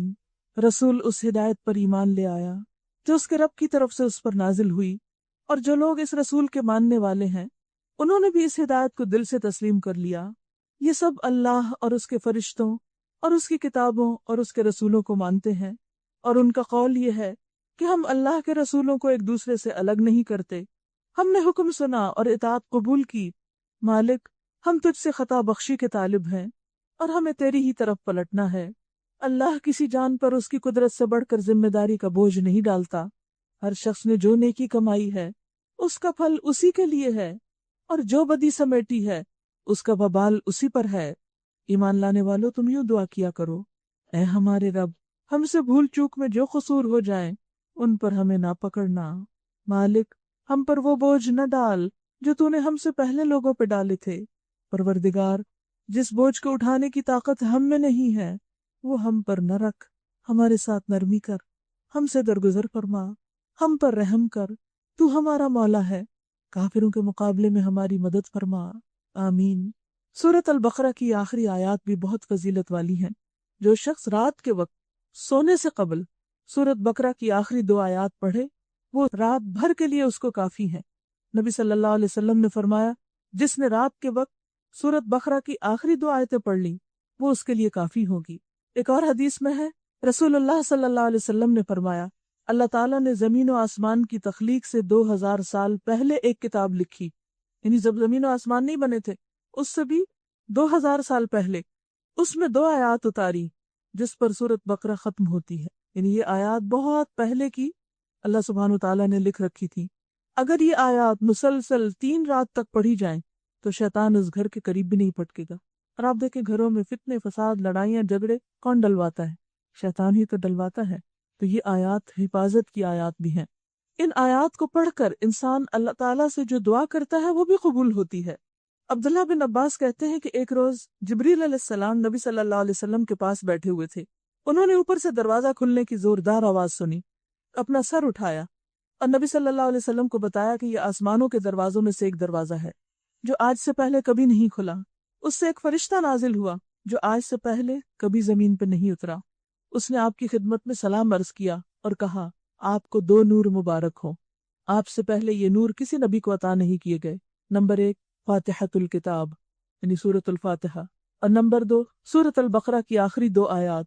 جو شخص یہ 2 آیات پڑھے گا اسے اس کی مانگی ہوئی چیز ضرور دی جائے گی۔ تو جب آپ کے دل میں کوئی حاجت ہو، کوئی دعا کرنا ہو تو اس سے پہلے ان آیات کو پڑھ لیا کریں، نماز میں بھی پڑھ لیا کریں، مغرب یا عشاء کی نماز میں۔ تو بات یہ ہے کہ ان آیات میں سب سے پہلے تو ایمان کی بات ہے کہ کس کس چیز پر ایمان لانا ضروری ہے، پھر یہ کہ رسولوں کے درمیان فرق نہیں کرنا چاہیے، پھر یہ کہ جو کچھ سنیں اللہ کی بات، رسول کی بات، اس پر عمل بھی کریں، سمعنا و اطعنا کر کے کسی غرور اور تکبر کا شکار نہ ہو، بلکہ اس بات کا فکر رہے کہ پتہ نہیں ہمارا کوئی گناہ ہمارے عمل کی قبولیت میں رکاوٹ تو نہیں بن گیا، اس لیے غفرانک بخشش طلب کریں۔ پھر اسی طرح انسان اپنی ذمہ داریوں کے بوجھ سے گھبرا جاتا ہے۔ ہم میں سے ہر ایک کسی نہ کسی موقع پہ پریشان ہو جاتا ہے کہ اللہ to many things to do، میں کیا کروں، میرے بس میں نہیں۔ اور کبھی انسان سوچتا ہے کہ شاید مجھ پر زیادتی ہو رہی ہے کہ دوسرے تو آرام کر رہے ہیں اور مجھے بہت زیادہ کام کرنا پڑ رہا ہے۔ تو بات یہ ہے کہ اللہ ہر ایک پر وہی بوجھ ڈالتا ہے جو وہ اٹھا سکتا ہے۔ تو جب بوجھ محسوس ہونے لگے تو ہمیشہ سوچا کریں اللہ نے مجھے اس کے لیے چنا ہے، اللہ نے مجھے اس قابل سمجھا ہے کہ میں یہ کر سکوں۔ مثلاً اگر کسی کو ایسے بچے مل گئے کہ جو عام بچوں کے مقابلے میں کمزور ہیں، بیمار ہیں، ہینڈی کیپ، اسپیشل بچے ہیں، تو اس پر پریشان نہ ہو، صبر کریں. اللہ کو پتا تھا کہ آپ ان کو سنبھال سکتے ہیں. اللہ نے آپ کو اس کام کے لیے چنا کیونکہ یہ بھی اس کی کریشن پلان کا ایک حصہ ہے. اسی طرح اگر آپ کو کوئی ایسا پروجیکٹ مل گیا، ایک تو تھا نا انسانوں کی طرف سے پروجیکٹس ملتے ہیں، اور ایک یہ ہے کہ اللہ نے آپ کو کسی خاص کام کے لیے چن لیا اور آپ کو اس کی سوچ بھی دی، اس کا طریقہ بھی سکھا دیا، اگرچہ وہ مشکل ہو کرنا، لیکن صبر کے ساتھ کرتے چلے جائیں. اور ہمیشہ بوجھ اور گھبراہٹ کے وقت یہ سنیں کہ یا اللہ تو نے مجھے اس کام کے لیے چنا. اگر کسی کی بات آپ کے اوپر پہاڑ بن کے گری ہے تو اس کو بھی خوشی سے برداشت کر لیں. اچھا اللہ نے ہی یہ فیصلہ کیا ہوگا، لا یکلف اللہ نفسا الا وسعہا، کیونکہ صبر دراصل دل کی وسعت میں اضافہ کر دیتا ہے اور انسان برداشت کرتا چلا جاتا ہے. اور مدد بھی تو انہی آیات کو پڑھ کے ملتی. جب مشکل میں ہو ان آیات کو پڑھیں، جب بوجھ محسوس ہو یہ آیات پڑھیں، اور پھر ساتھ ہی دعا کریں کہ اللہ ہمیں نہ پکڑنا اگر ہم بھول جائیں یا ہم سے خطا ہو جائے. کیونکہ انسان جب زیادہ کام کرتا ہے تو ساتھ اس کو پریشانی ہوتی کہ پتہ نہیں ایکسپٹنس بھی ہوئی یا نہیں. اور پھر خاص طور پر یا رب وہ بوجھ نہیں جو ہم سے پہلے لوگوں پہ ڈالا گیا اور وہ اس کو نہ اٹھا سکے، اور ہم پر وہ بوجھ نہ ڈالنا جو ہم اٹھا نہ سکتے ہوں. ایسا نہ ہو کہ ہم اس کا حق ادا نہ کر سکیں. ہمارے ساتھ نرمی فرما، ہم سے درگزر فرما، ہمیں بخش دے، ہم پہ رحمت فرما. تو ہی تو ہمارا مولا ہے، تو ہی تو مددگار ہے، تو ہماری مدد فرما کافر قوم کے مقابلے میں. تو انشاءاللہ یہ آیات آپ کو حوصلہ بھی دیں گی، صبر بھی دیں گی، دعا کی قبولیت کا ذریعہ بھی بنے گی. لہٰذا ان آیات کو پڑھنا اپنا روزمرہ کا معمول بنا لیں اور بھولیں نہیں. اور اس کے ساتھ ہی سورۃ البقرہ اپنے اختتام کو پہنچی. نبی صلی اللہ علیہ وسلم نے فرمایا اپنے گھروں کو قبرستان نہ بناؤ، تمہارے گھر گریو یارڈ نہیں ہونے چاہیے، کیونکہ جس گھر میں سورۃ البقرہ پڑھی جائے اس گھر میں شیطان داخل نہیں ہوتا. فرمایا قرآن پڑھا کرو، وہ قیامت کے دن اپنے پڑھنے والوں کے لیے سفارش کرے گا. 2 روشن صورتوں کی تلاوت کرو، سورۃ البقرہ اور آل عمران. قیامت کے روز اس طرح قطار میں آئیں گی آگے پیچھے جیسے 2 بادل یا 2 سائبان ہیں، یا جیسے قطار میں اڑتے پرندوں کی 2 ٹولیاں ہیں. پڑھنے والوں کی طرف سے جھگڑا کریں گی. سورۃ البقرہ ضرور پڑھا کرو، اس کا پڑھنا باعث برکت ہے، اس کا چھوڑنا باعث حسرت ہے، اور جادوگر اس کا مقابلہ نہیں کر سکتے. یعنی جس گھر میں یہ پڑھی جائے وہاں برکت بھی ہوگی، شیطان بھی بھاگے گا اور جادو اثر نہیں کرے گا. بسم اللہ الرحمن الرحیم. الف لام میم. اللہ لا الہ الا ہو الحی القیوم. الف لام میم. اللہ وہ زندہ جاوید ہستی جو نظام کائنات کو سنبھالے ہوئے ہے، حقیقت میں اس کے سوا کوئی خدا نہیں. اس نے تم پر یہ کتاب نازل کی جو حق لے کر آئی ہے اور ان کتابوں کی تصدیق کر رہی ہے جو پہلے سے آئی ہوئی تھیں. اس سے پہلے وہ انسانوں کی ہدایت کے لیے تورات اور انجیل نازل کر چکا ہے، اور اس نے وہ کسوٹی اتاری ہے یعنی فرقان جو حق و باطل کا فرق دکھاتی ہے. اب جو لوگ اللہ کے احکام کو قبول کرنے سے انکار کریں ان کو یقیناً سخت سزا ملے گی. اللہ بے پناہ طاقت کا مالک اور برائی کا بدلہ دینے والا ہے. زمین و آسمان کی کوئی چیز اللہ سے چھپی ہوئی نہیں، کچھ بھی وہی تو ہے جو تمہاری ماں کے پیٹ میں تمہاری صورتیں جیسی چاہتا ہے بناتا ہے. اس زبردست حکمت والے کے سوا اور کوئی خدا نہیں. وہی خدا ہے جس نے تم پر یہ کتاب نازل کی ہے. اس کتاب میں 2 طرح کی آیات ہیں، ایک محکمات جو کتاب کی اصل بنیاد ہیں، اور دوسری متشابہات جن کا علم، جن کا معنی صرف اللہ کو معلوم ہے. مثلا عرش کی بات ہوئی تو ہمیں نہیں معلوم عرش کیسا ہے، کیفیت مجہول ہے، صرف اللہ کو معلوم ہے. اور اسی طرح جیسے الف لام میم، اس کا معنی اللہ ہی جانتا ہے. تو 2 طرح کی آیات ہیں. اب بات یہ ہے کہ قرآن تو ہدایت کے لیے آیا، تو محکمات کی سمجھ تو آتی ہے، متشابہات کیوں؟ وہ اس لیے کہ ہمارا امتحان ہو. فرما دیا کہ اسی طرح لوگوں کو بھی 2 رویے ہیں. فَأَمَّا الَّذِينَ فِي قُلُوبِهِمْ زَيْغٌ فَيَتَّبِعُونَ مَا تَشَابَهَ مِنْهُ.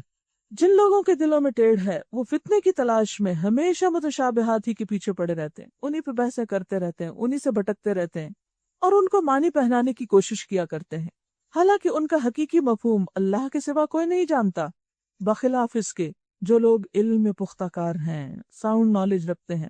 وہ کہتے ہیں کہ ہمارا ان پر ایمان ہے، یہ سب ہمارے رب ہی کی طرف سے ہیں، اللہ ہی نے دونوں اتاری ہیں، ہم دونوں کو مانتے ہیں.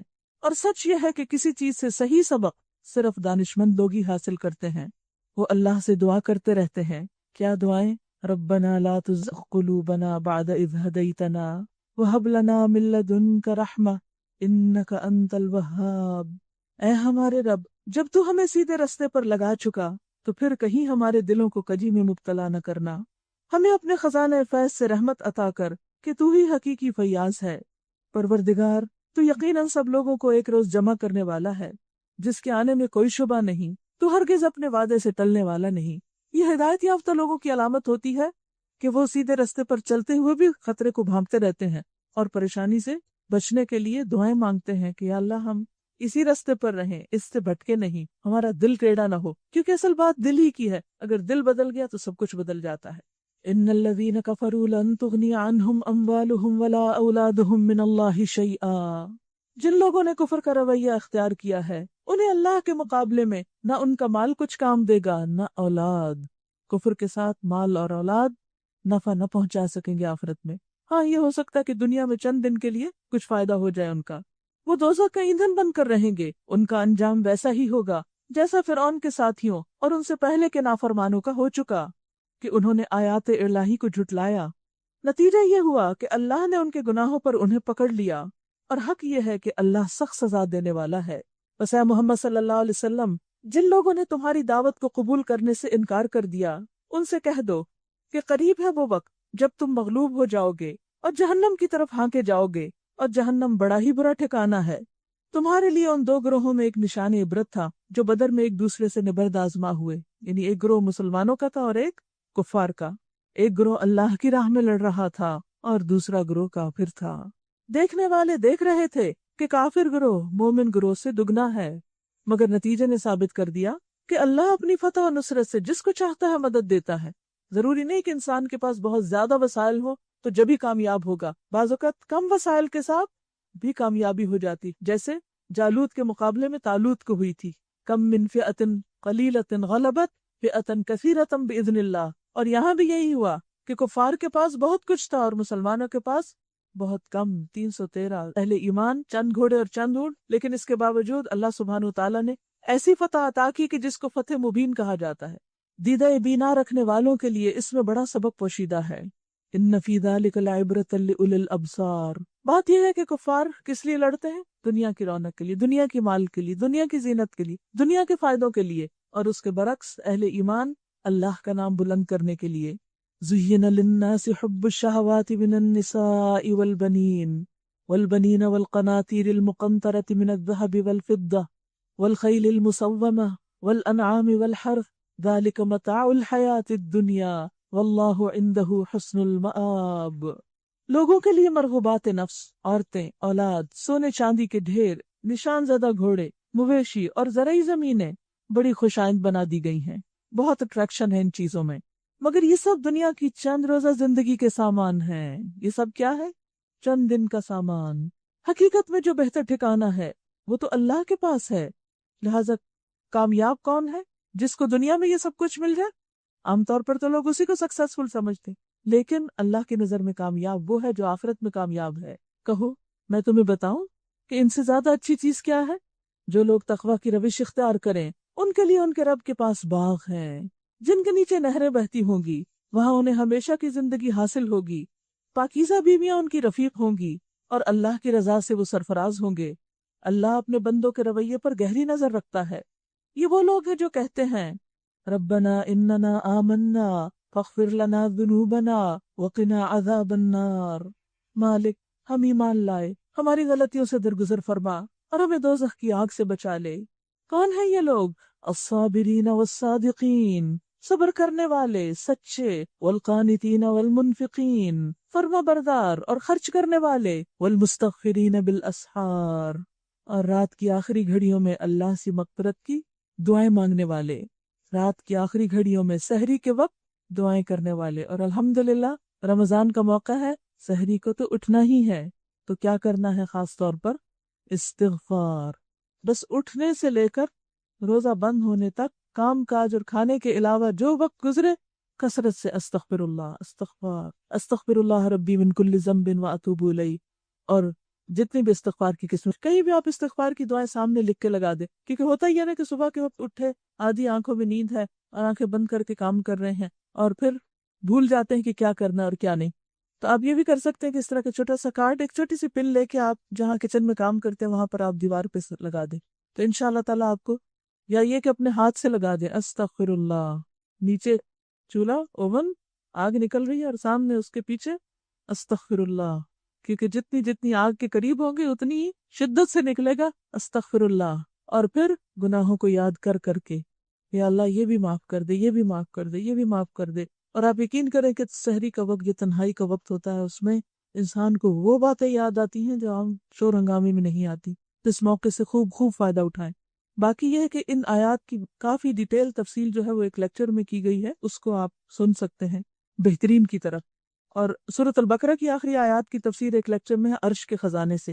اور سود کے بارے میں بھی کیسٹ موجود ہے، سود حرام کیوں، کیونکہ جب بھی قرآن پڑھتے ہیں تو بات یاد آ جاتی ہے. اور روزے کے ساتھ ہو سکتا ہے اللہ کا ڈر ایسا دل میں آئے کہ ہم ایسے سارے کاموں سے باہر آ جائیں کہ جو اللہ اور اس کے رسول کے خلاف جنگ کی طرف لے جانے والے ہیں. اور دعائیں بھی کرنی چاہیے. دیکھیں جب ہم دعائیں کرتے ہیں نا تو سحری کو اسے استغفار کریں گے، کم ہی کسی کو یاد آئے گا کہ اس نے کبھی سود کا لین دین کیا تھا. آتا ہے کبھی یاد؟ خالی کسی کو آئے گا. اسی طرح اور بھی جو ایسے حرام کام ہیں، قرآن پڑھتے وقت جائزہ لیتے جا کر اچھا یہ مجھ میں نہیں، یہ ہے، یہ نہیں، جو ہے کہیں الحمدللہ یہ تو میں کرتی ہوں، اور جو نہیں کرتے اس کی لسٹ بناتے جائیں. اور ایک ایک چیز کے اوپر نام لے کے دعا کیا کریں کہ یا اللہ مجھے یہ کرنے کی توفیق دے. مثلا صدقہ کی آیات پڑھی ہیں، اگر دل نہیں کھل رہا تو کہیں یا اللہ مجھے توفیق دے، میرا دل کھلا کر دے، مجھے کرنا سکھا دے. پھر اسی طرح یہ صفات جو آئی ہیں الصابرین والصادقین، اگر ہیں یہ صفات تو ٹھیک ہے، یا اللہ اور بڑھا دے، استقامت دے، ربنا لا تزغ قلوبنا. اور اگر نہیں ہے تو یا اللہ میرے اندر صبر ڈال دے، میرے اندر صدق ڈال دے، میرے اندر عاجزی اور اطاعت ڈال دے، اپنی انفاق کی توفیق دے اور استغفار کی بھی پابندی کی توفیق دے. تو انشاءاللہ آپ دیکھیں گے کہ استغفار بہت سے گناہوں سے معافی کے ساتھ ساتھ بہت سے مصائب اور مشکلات سے نکلنے کا ذریعہ بھی ہے. کیونکہ حدیث میں آتا ہے کہ نبی صلی اللہ علیہ وسلم دن میں 70 سے زیادہ بار اللہ سبحانہ وتعالیٰ سے بخشش مانگتے تھے اور اس کے سامنے توبہ کرتے تھے. یہ دعا بھی بہت اچھی ہے، رب اغفر وارحم وانت خیر الراحمین. بہت ویرائٹی ہے استغفار میں بھی، جو دل سے نکلے، اصل وہ ہے. شہد اللہ انہ لا الہ الا ہو والملائکۃ واولو العلم قائما بالقسط لا الہ الا هو العزیز الحکیم. اللہ نے خود شہادت دی ہے کہ اس کے سوا کوئی الہ نہیں، اور یہی گواہی فرشتوں اور سب اہل علم نے بھی دی ہے. یہاں پر آپ دیکھیے کہ اہل علم کی گواہی کس کس کے ساتھ ہے؟ اللہ، فرشتوں اور اہل علم، تینوں کی گواہی کا یہاں ذکر کیا گیا ہے. اس سے بھی علم کی فضیلت پتہ چلتی کہ جو شخص علم حاصل کرتا ہے اس کا کتنا بڑا مقام ہے، کتنا بڑا درجہ ہے. اس لیے عمر کے کسی بھی حصے میں ہو، کسی بھی حال میں ہو، کچھ بھی کر رہے ہو، لیکن سیکھتے رہیے، موت تک سیکھتے رہیے. یہ بہت بڑا آنر اور شرف ہے. یہ آیت بہت خوبصورت آیت ہے جس سے بہت انکریجمنٹ ملتی ہے. شہد اللہ، پھر والملائکہ واولو العلم، اور کس بات کی گواہی؟ کہ اللہ انصاف پر قائم ہے. اس زبردست حکیم کے سوا فی الواقع کوئی خدا نہیں. اللہ کے نزدیک دین صرف اسلام ہے. ان الدین عند اللہ الاسلام. اس دین سے ہٹ کر جو مختلف طریقے ان لوگوں نے اختیار کیے جنہیں کتاب دی گئی تھی، ان کے اس طرز عمل کی کوئی وجہ اس کے سوا نہ تھی کہ انہوں نے علم آ جانے کے بعد آپس میں ایک دوسرے پر زیادتی کرنے کے لیے ایسا کیا، یعنی اختلافات کیے. اور جو کوئی اللہ کے احکام اور ہدایات کی اطاعت سے انکار کر دے، اللہ کو اس سے حساب لیتے کچھ دیر نہیں لگتی. اب اگر یہ لوگ تم سے جھگڑا کریں تو ان سے کہہ دو میں نے اور میرے پیروکاروں نے تو اللہ کے آگے سر تسلیم خم کر دیا. پھر اہل کتاب اور غیر اہل کتاب دونوں سے پوچھو کیا تم نے بھی اللہ کی اطاعت اور بندگی قبول کی؟ اسلمتم، کیا تم بھی مسلمان ہوتے ہو؟ فإن اسلموا فقد اهتدوا، اگر وہ مسلمان ہو گئے، اگر انہوں نے اپنا سر تسلیم خم کر دیا اللہ رسول کے سامنے تو وہ ہدایت پا گئے. اور اگر اس سے منہ موڑا تو تم پر صرف پیغام پہنچا دینے کی ذمہ داری تھی. آگے اللہ خود اپنے بندوں کے معاملات دیکھنے والا ہے. جو لوگ اللہ کے احکام اور ہدایات کو ماننے سے انکار کرتے ہیں اور اس کے پیغمبروں کو ناحق قتل کرتے ہیں، اور ایسے لوگوں کی جان کے درپے ہو جاتے ہیں جو خلق خدا میں سے عدل اور راستی کا حکم دینے کے لیے اٹھیں، ان کو دردناک سزا کی خوشخبری سنا دو. یہ وہ لوگ ہیں جن کے اعمال دنیا اور آخرت دونوں میں ضائع ہو گئے. یعنی کوئی شخص کتنی بڑی بڑی نیکیاں کرے، لیکن اگر وہ دین کی مخالفت کرتا ہے اور جو لوگ اللہ کی طرف بلاتے ہیں ان کی مخالفت کرتا ہے اور ان کی جان کے درپے ہے، تو ایسے شخص کی نماز، روزہ اور باقی نیکیاں قابل قبول نہیں۔ اور ایسا کیوں ہوتا ہے کہ ایک شخص دین پر بھی ہو اور پھر دین والوں کی جڑ کاٹے؟ وہ اللہ کی عبادت بھی کرتا اور اللہ کی عبادت کرنے والوں سے نفرت اور بغض رکھے؟ یہ پاسبل نہیں۔ لیکن اگر کوئی ایسا کرتا ہے تو وہ اپنے اعمال کی بربادی کے درپے ہے۔ ایسے لوگوں کے اعمال دنیا اور آخرت میں ضائع ہو گئے اور وہ کوئی مددگار نہ پائیں گے۔ اصل میں اشارہ اہل کتاب کی طرف ہے کہ انہوں نے ہر حق بات کہنے والے کا منہ بند کیا، حتیٰ کہ پیغمبروں کو بھی قتل کر دیا۔ جو انہیں کوئی نصیحت کرتا تھا اسی کے پیچھے پڑ جاتے تھے۔ آج بھی آپ دیکھیں کہ اگر آپ کسی کو کوئی اچھی بات بتاتے ہیں تو عموماً مخالفت ہوتی، تنقید ہوتی، اور بعض لوگ تو آپ کی جان کے درپے ہو جاتے ہیں۔ تم نے دیکھا نہیں کہ جن لوگوں کو کتاب کے علم میں سے کچھ حصہ ملا ان کا کیا حال ہے؟ اب پھر کچھ اہل کتاب کی باتیں ہوگی۔ انہیں جب کتاب الہی کی طرف بلایا جاتا ہے تاکہ وہ ان کے درمیان فیصلہ کرے تو ان میں سے ایک گروہ منہ موڑ جاتا ہے اور وہ اس فیصلے کی طرف سے آنے سے منہ پھیرتا ہے۔ یعنی اہل کتاب کو جب کتاب کی طرف بلایا جاتا ہے، قرآن مجید کی طرف بلایا جاتا ہے، تو وہ اس کی طرف آنا نہیں چاہتے، منہ موڑ جاتے ہیں۔ اور آپ دیکھیے کہ یہ اب صرف اہل کتاب کی بات تو نہیں، یہ تو بہت سے لوگ جو کہتے ہیں ہم قرآن کو مانتے ہیں پھر قرآن کی طرف نہیں آتے، اور اگر کہا جائے کہ قرآن کے فیصلے کی طرف آ جاؤ تو اس کو بھی قبول نہیں کرتے۔ ان کا طرز عمل یہ کیوں ہے؟ ان کا یہ طرز عمل اس وجہ سے ہے کہ وہ کہتے ہیں آتش دوزخ تو ہمیں چھوئے گی نہیں، لن تمسنا النار الا ایاما معدودات، مگر چند روز، یہ تھوڑے دن بس آگ میں جائیں گے پھر نکل آئیں گے، جنت تو ہمارے ہی لیے ہے۔ ان کے خود ساختہ عقیدوں نے ان کو اپنے دین کے معاملے میں بڑی غلط فہمیوں میں ڈال رکھا ہے، اور آج مسلمانوں کا حال بھی یہی ہے۔ مگر کیا بنے گی ان پر جب ہم انہیں اس روز جمع کریں گے جس کا آنا یقینی ہے۔ اس روز ہر شخص کو اس کی کمائی کا بدلہ پورا پورا دے دیا جائے گا اور کسی پر ظلم نہ ہوگا۔ قل اللہم مالک الملک تؤتی الملک من تشاء وتنزع الملک ممن تشاء، کہو خدایا ملک کے مالک تو جسے چاہے حکومت دے اور جس سے چاہے چھین لے، جسے چاہے عزت بخشے، جس کو چاہے ذلیل کر دے، بھلائی تیرے اختیار میں ہے، بے شک تو ہر چیز پہ قادر ہے۔ رات کو دن میں پھراتا ہوا لے آتا ہے اور دن کو رات میں، جاندار میں سے بے جان کو نکالتا ہے اور بے جان میں سے جاندار کو، اور جسے چاہتا ہے بے حساب رزق دیتا ہے۔ یہاں پھر اللہ سبحانہ و تعالیٰ کی کچھ صفات کا ذکر ہے، اور یہ وہ صفات ہے جو کسی اور میں نہیں۔ کوئی رات اور دن میں تبدیلی نہیں لا سکتا، کوئی زندہ سے مردہ اور مردہ سے زندہ کو نہیں نکال سکتا، یہ اللہ ہی کا کام ہے۔ اور اسی طرح رزق کی کنجیاں بھی اس کے ہاتھ میں ہیں، اور جسے چاہتا ہے بے حساب دیتا ہے۔ لہٰذا زندگی چاہیے اللہ کی طرف رجوع کرے، رزق چاہیے اسی کی طرف رجوع کرے، عزت چاہیے اسی سے مانگے، بندوں سے نہیں۔ بندے تو خود محتاج ہیں، وہی دیتا ہے اور وہی لیتا ہے، وہی ہر چیز پر قدرت رکھتا ہے۔ حالات میں تبدیلی چاہیے تو اسی سے مانگے، وہ دن اور رات کو بدل دیتا ہے، وہ آپ کے حالات کو بھی بدل دے گا۔ کوئی وقت ہمیشہ نہیں رہتا، جب بھی حالات مشکل ہو جائیں، جب بھی تکلیف کی گھڑیاں ہوں تو صبر کے ساتھ کہیں دس شیل ٹو پاس، یہ بھی نہ گزر جائے، یہ بھی گزر جائے، یہ بھی پہلے اتنا کچھ گزر گیا، یہ بھی گزر جائے گا۔ ہر طوفان تھم جاتا ہے، طوفان نوح سے بڑا کوئی طوفان ہوگا؟ لیکن اس کے بعد کیا ہوا؟ بارش تھم گئی، زمین پانی پی گئی، اور زمین ایسے ہوگی جیسے کبھی کوئی طوفان یہاں آیا نہ تھا۔ اسی طرح جب بھی کوئی مشکل آتی ہے تو اس پر صبر کا طریقہ کیا ہے؟ کیونکہ صبر کو بھی ہم نے ساتھ لے لیا نا تقویٰ کے۔ صبر کا طریقہ کیا ہے؟ کیسے صبر کریں گے؟ کہ یہ بس تھوڑی دیر کی بات، اے دل تھوڑا صبر اور، اے نفس تھوڑا سا رک جا، بس تھوڑی دیر اور، چند لمحوں کی تو بات ہے، ہمیشہ نہیں رہتا، کیونکہ رات کے بعد دن ضرور آتا ہے۔ اور جب نعمتیں ملے تو بھول نہ جائیں، یاد رکھیں دن کے بعد رات بھی آتی ہے۔ نعمتوں سے اتنے سپائل نہ ہو جائیں کہ پھر مشکلات پر صبر نہ کر سکیں۔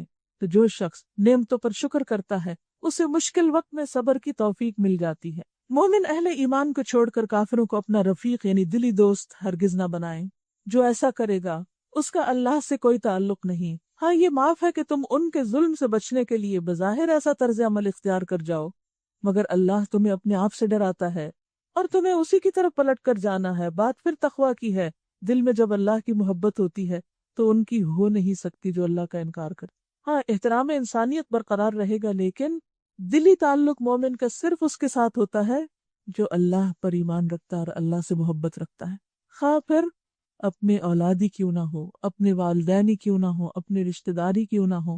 اگر ان کے دل میں اللہ کی قدر نہیں تو ہمارے دل میں ان کی ہو نہیں سکتی، کیونکہ محبوب کا دشمن کبھی محبوب نہیں ہو سکتا۔ اگر واقعی ہمیں اللہ سے محبت ہے تو ہو نہیں سکتا کہ جو اللہ سے بغض رکھے ہم اس سے محبت کریں۔ اے نبی صلی اللہ علیہ وسلم، لوگوں کو خبردار کر دو کہ تمہارے دلوں میں جو کچھ ہے اسے خواہ تم چھپاؤ یا ظاہر کرو، اللہ اسے جانتا ہے۔ محبت ہے یا نہیں سب پتہ ہے اس کو، اللہ کی کتنی ہے، کس درجے پر، کس ڈگری کی، کتنے نمبر، اور اسی طرح بندوں کی کتنی، اور کس بندے سے کتنی، یہ بھی سب اللہ کو پتہ ہے۔ زبان سے ہم جو بھی دعوے کریں لیکن اس کو معلوم ہے، اور کس شخص کا کیا مقام ہے اور کس وجہ سے ہے وہ بھی اس کو پتہ ہے، کچھ بھی چھپا ہوا نہیں۔ زمین اور آسمان کی کوئی چیز اس کے علم سے باہر نہیں، اور اس کا اقتدار ہر چیز پر حاوی ہے۔ وہ دن آنے والا ہے، کون سا؟ قیامت کا۔ کیا ہوگا اس دن؟ یوم الدین کو، جب ہر نفس اپنے کیے کا پھل حاضر پائے گا۔ آج جو کچھ ہم کر رہے ہیں کل یہ سب سامنے آ جائے گا۔ جیسے آپ ہوتا ہے نا کمپیوٹر میں ٹائپ کرتے جاتے، پھر کیا ہوتا ہے، آپ ایک بٹن پریس کرتے، پرنٹ ہوتا ہے سب کچھ آپ کو دکھائی دینے لگتا ہے، سامنے ہاتھ میں آگے۔ بالکل ابھی جو کچھ کر رہے ہیں نا سب جمع ہو رہا ہے، کل قیامت کے دن آپ کے سامنے لا کے رکھ دیا جائے گا، اپنے سامنے حاضر پائے گا۔ محضرا، نیکی بھی، وما عملت من سوء، جو برا کیا وہ بھی حاضر پائے گا۔ اس وقت برائیوں کو دیکھ کے انسان کیا کہے گا؟ اس روز آدمی یہ تمنا کرے گا، کاش ابھی یہ دن اس سے بہت دور ہوتا۔ اللہ تمہیں اپنے آپ سے ڈراتا ہے اور وہ اپنے بندوں کا نہایت خیر خواہ ہے، یعنی اللہ کے ڈرانے میں بھی شفقت ہے۔ اللہ کا ڈرانا نفرت سے ڈرانا نہیں، بلکہ اللہ کو اپنے بندوں سے محبت ہے، اس لیے خبردار کرتا ہے۔ آپ دیکھیے کہ ماں اپنے بچے کو کیوں ڈانٹتی، کیوں ڈراتی ہے مختلف چیزوں سے؟ محبت کی وجہ سے، کیونکہ وہ خیر خواہ ہے۔ اللہ تعالیٰ اگر جہنم سے ڈراتا ہے یا اپنے آپ سے ڈراتا ہے تو وہ کس لیے ڈراتا ہے؟ تاکہ ہم غلط کام چھوڑ دیں، غلط کاموں سے بچیں، تاکہ ہمارا نقصان نہ ہو۔ اس لیے نہیں کہ ہم نعوذ باللہ اللہ کے بارے میں گمان اچھا نہ رکھیں۔ جب ایسی آیات پڑھے تو اس پر بھی اللہ سے پیار کرے کہ اللہ تیرا احسان ہے، تیرا شکر ہے کہ تو نے دنیا میں بتا دیا کہ کیا کچھ نقصان دہ ہے ہمارے لیے۔ قل ان کنتم تحبون اللہ فاتبعونی یحببکم اللہ ویغفر لکم ذنوبکم واللہ غفور الرحیم۔ اے نبی لوگوں سے کہہ دو کہ اگر تم حقیقت میں اللہ سے محبت رکھتے ہو تو میری پیروی اختیار کرو۔ اللہ سے محبت کے دعوے سبھی لوگ کرتے ہیں، مسلم نان مسلم سب اللہ کی محبت کی باتیں کرتے ہیں اور لونگ گاڈ کا کانسیپٹ دیتے ہیں، لیکن اس کو پروو کیسے کریں گے کہ آپ اللہ سے سچی محبت کرتے ہیں؟ کیونکہ جو آپ سے محبت کرتا ہے آپ کو بھی کرنی ہوتی، اور پھر محبت صداقت مانگتی ہے، شہادت مانگتی ہے، تصدیق چاہتی ہے۔ تو وہ تصدیق کہاں سے ہوگی؟ کہ تم اللہ کے محبوب کی پیروی کتنی کرتے ہو۔ اللہ نے ایک میزان رکھ دیا، کرائیٹیریا، کہ تمہارے کام کتنے سنت کے مطابق ہیں اور کتنے اس کے خلاف۔ تمہارے دل میں محمد رسول اللہ صلی اللہ علیہ وسلم کی قدردانی کتنی ہے اور تم ان کے طریقوں کو کتنا ویلیو کرتے ہو۔ ہم سب اپنے دلوں کو ٹٹولیں، کسی بھی سنت کا ذکر پڑھ کے سن کے ہمارا حال کیا ہوتا ہے؟ کیا ہم خوش ہوتے؟ کیا اس پر عمل کرنا چاہتے؟ یا ہم اس کو کہتے ہیں اوہ 14 سال پرانے طریقے، پرانے لوگ؟ اپنے دل کی کیفیت کو جانیں۔ جو اللہ سے محبت کرتا ہے یہ ہو نہیں سکتا کہ پھر وہ اللہ کے بتائے ہوئے طریقوں کو جو اس نے محمد صلی اللہ علیہ وسلم کو سکھائے اور انہوں نے عمل کر کے دکھائے، پھر وہ ان سے بغض رکھے، ان سے نفرت کرے، یا ان کی قدر نہ جانے، یا ان پر عمل نہ کرنا چاہے، یا ان کے مقابلے میں کسی اور کے طریقے کو زیادہ اہمیت دے۔ یہ اہمیت دل سے بھی ہو سکتی ہے اور عمل سے بھی ہو سکتی ہے۔ بعض لوگ زبان سے تو کہتے رہتے ہیں لیکن ان کے دل میں محمد رسول اللہ کی وہ قدر نہیں جو ہونی چاہیے۔ ہم سب کے لیے معیار اللہ کے رسول ہیں صلی اللہ علیہ وسلم۔ اگر ان کا اتباع کریں گے تو کیا ملے گا؟ یحببکم اللہ، اللہ کی محبت۔ ہم میں سے ہر شخص یہ چاہتا ہے کہ وہ اللہ کا محبوب بن جائے، یا نہیں؟ ہے کوئی جس کے اندر یہ طلب نہ ہو؟ دیکھیں اللہ کا محبوب تو بڑی بات ہے، ہم تو لوگوں کے محبوب بننے میں بھی ہر وقت سرگرداں رہتے ہیں کہ کسی طرح لوگ راضی ہو جائیں، ہم سب لوگ ہمیں چاہنے لگے، ہمارے ایک ہی آنکھوں کے تارا بن جائے۔ کس قدر لوگوں میں یہ خواہش ہوتی مجھے کوئی کچھ نہ کہے، اور پھر خاص طور پر اس کی تو بہت ہی طلب ہوتی کہ جس سے ہم محبت کرتے وہ بھی ہم سے محبت کرے۔ تو لوگوں، جب تم اللہ سے محبت کرنے کا دعویٰ کرتے ہو تو پھر ساتھ ہی تمہارا یہ بھی دل چاہتا ہوگا کہ اللہ تم سے محبت کرے۔ لیکن اللہ کی محبت چاہتے ہو تو پھر شرط ہے ایک، اور وہ شرط کیا ہے؟ اسوہ حسنہ کی پیروی کرو۔ فاتبعونی، اتباع کیا ہوتا ہے؟ پیچھے پیچھے جانا، فٹ سٹیپس کو فالو کرنا۔ اطاعت کیا ہوتا ہے؟ کسی حکم کو ماننا۔ اتباع ہوتا ہے کہے بغیر سمجھ کے پیچھے چل پڑنا، کوئی نہ بھی کچھ کہے تب بھی سمجھ جانا کہ دوسرا کیا چاہتا ہے، اور یہ محبت کی زبان ہی سمجھاتی ہے انسان، اس کے بغیر نہیں سمجھ آتی۔ آپ نے دیکھا ہوگا دنیا میں جس سے آپ کو محبت ہوتی ہے یا آپ سے جس کو ہوتی ہے وہ آپ کی خاموشی کی زبان بھی سمجھتا ہے کہ آپ آج چپ کیوں ہیں، آج آپ کے چہرے کا رنگ کیوں بدلا ہوا ہے، وہ ساری کیفیات آپ کی سمجھتا ہے۔ لیکن اگر محبت نہ ہو تو 10 دفعہ کسی کو بات بتائی جائے تو بھی وہ یاد نہیں رکھتا۔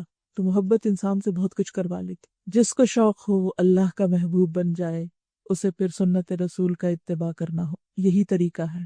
اپنے دن بھر کے اعمال کا جائزہ لیں. ایک چھوٹی سی کتاب ہے روزمرہ کی 1000 سنتیں. ایسی چھوٹی چھوٹی کتابیں ساتھ رکھا کریں اور ایک ایک پیج پڑھ کے اپنے آپ کو چیک کرتے رہیں کہ یہ میں کرتی ہوں یا نہیں. ایک اور ہے رسول اللہ سے میرا تعلق، چھوٹی سی کتابچہ، وہ چیک لسٹ ہے. تو اس میں بیسیکلی یہ بتایا گیا کہ آپ کیا کیا کرتے تھے کس موقع پر.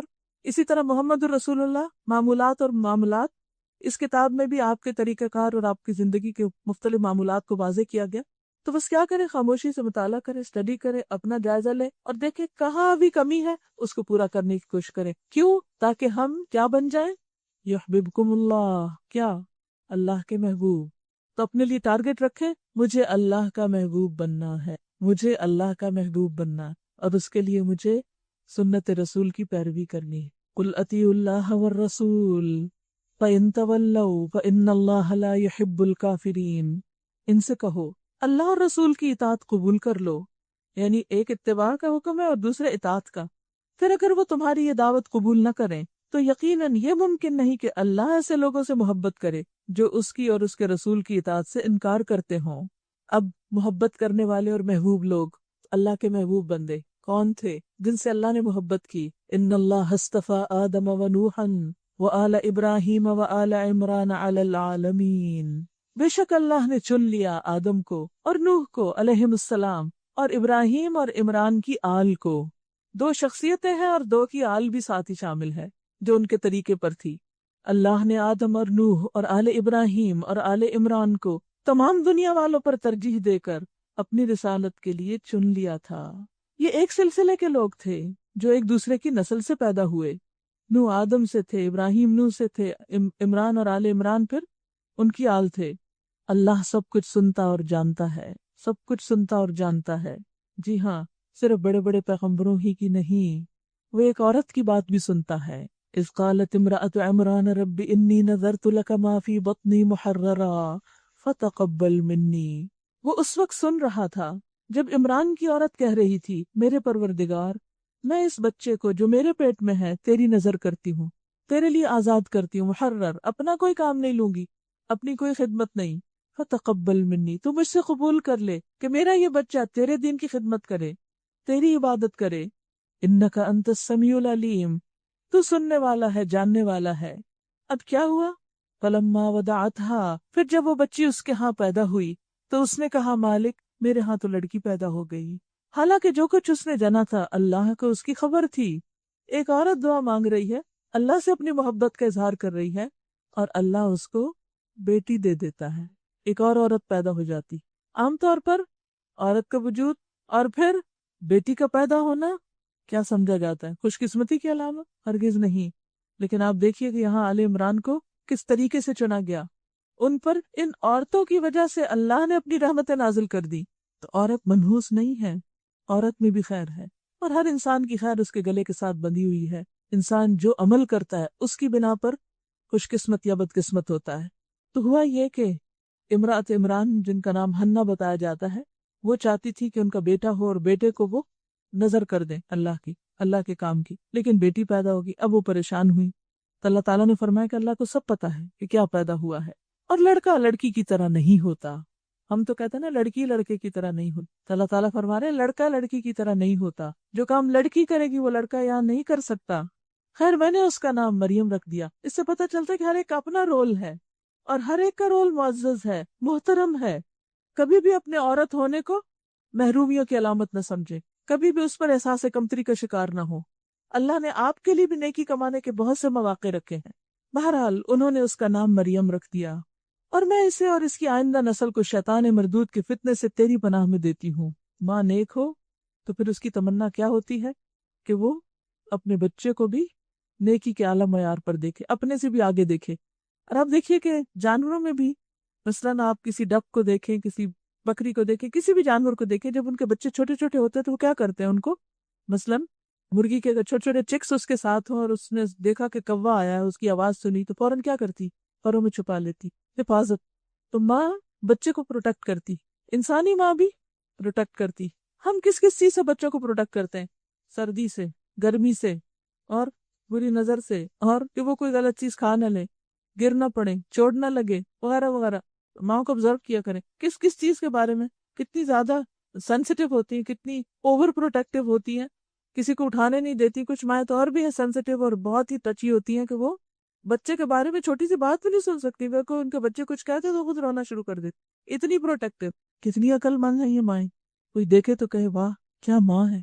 और उनको टीवी के आगे बिठा देती हैं बहलाने के लिए, कितना ख्याल रखती हैं उनका। लेकिन जो सच्ची माँ होती है, जो अच्छी माँ होती है, वो बच्चे को शैतान से बचाने के लिए फिक्र करती है, और सिर्फ बच्चे को नहीं, उस बच्चे की आइंदा नस्लों को भी। तो इमरान ने उस वक्त सर्दी गर्मी की परवाह नहीं की, क्योंकि वो बच्चा पैदा भी बाप के बगैर हुआ था, क्योंकि बाप उसका फौत हो चुका था, ये बेवा थी जब इन्होंने ये नजर मानी थी। तो बाप सर पे ना हो तो माँ और ज्यादा प्रोटेक्टिव हो जाती। तो अब आप देखिए कि इस मौके पर वो किससे बचा रही है, सबसे बड़े दुश्मन से। एक चिक का दुश्मन कौवा हो सकता है, लेकिन हमारे लिए शैतान उससे बड़ा दुश्मन है, जो उचक के ले जाना चाहता है। और उसने कसम खाई हुई है ना कि मैं आदम की औलाद को जरूर अपने काबू में कर लूंगा। तो इसलिए हर माँ को अपने बच्चों की फिक्र करनी चाहिए कि वो शैतान से बच सकें, और खासतौर पर पैदाइश के वक्त ये दुआ पढ़नी चाहिए, या पैदाइश के बाद, व इन्नी उईज़ुहा बिका व ज़ुर्रियतहा मिनश शैतानिर रजीम फ़तक़ब्बलहा रब्बुहा बिक़बूलिन हसन व अंबतहा नबातन हसनन व कफ़्फ़लहा ज़करिया।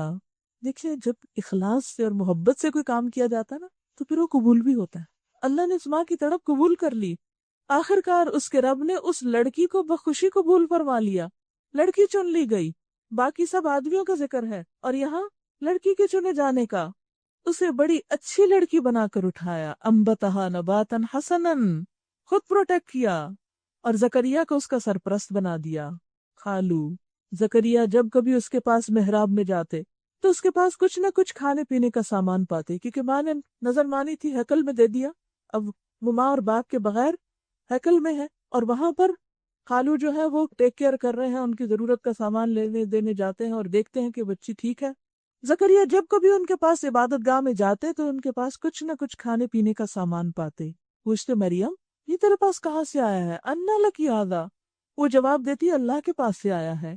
अल्लाह जिसे चाहता है बेहिसाब देता है। जब हमें अपने बच्चों को दीन के रास्ते में लगाना होता है, तुम्हारा सबसे बड़ा गम क्या होता है? इनके खाने पीने का क्या होगा, इनके काम का क्या होगा, ये बड़े होके करेंगे क्या? लेकिन जो अल्लाह पर ऐसा भरोसा करते हैं, अल्लाह उनके लिए रास्ते निकाल देता है कि गैब से खिलाता है उनको। ये हाल देखकर जकरिया ने अपने रब को पुकारा। हालांकि जकरिया पैगंबर हैं और मरियम अलैहिस्सलाम एक बच्ची है अभी, लेकिन उनका इखलास और तकवा और अल्लाह की मोहब्बत और अल्लाह पे तवक्कुल, उसको देखकर वो इंस्पायर होते हैं और अपने लिए भी वहां दुआ करते हैं। कभी ना सोचे आप उम्र में कम हैं, कभी ना सोचे हम लड़की हैं, कभी ना सोचे हम औरतें बेचारी क्या कर सकती। अपने अंदर इखलास पैदा करें, ईमान पैदा करें, तकवा पैदा करें, सब्र से काम लें, अल्लाह से ताल्लुक मजबूत करें। फिर देखें अल्लाह किस तरह आपके काम बनाता है। वो ये नहीं देखता कि किसी का रंग क्या और किसी की नस्ल क्या और किसी की शक्ल क्या है और कौन कितना मालदार है, उसको ये सब नहीं चाहिए।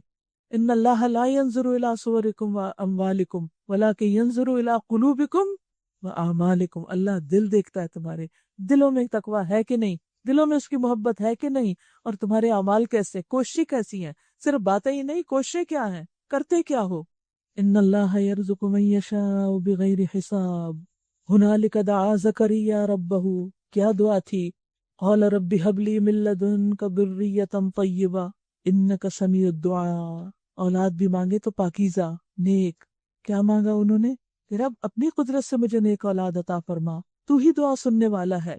जवाब में फरिश्तों ने आवाज दी, जबकि वो मेहराब में खड़ा नमाज पढ़ रहा था, कि अल्लाह तुझे याहिया की खुशखबरी देता है, कबूल होगी दुआ। इससे भी पता चलता है कि बाज लोगों के पास बैठ के, बाज लोगों को देखकर इंसान के अंदर जो ईमान पैदा होता है, जो जज्बा पैदा होता है, और उस मौके पर इंसान जो दुआ करता है, उस दुआ में भी एक शिद्दत आ जाती है, क्योंकि उसका दिल नरम होता है ना।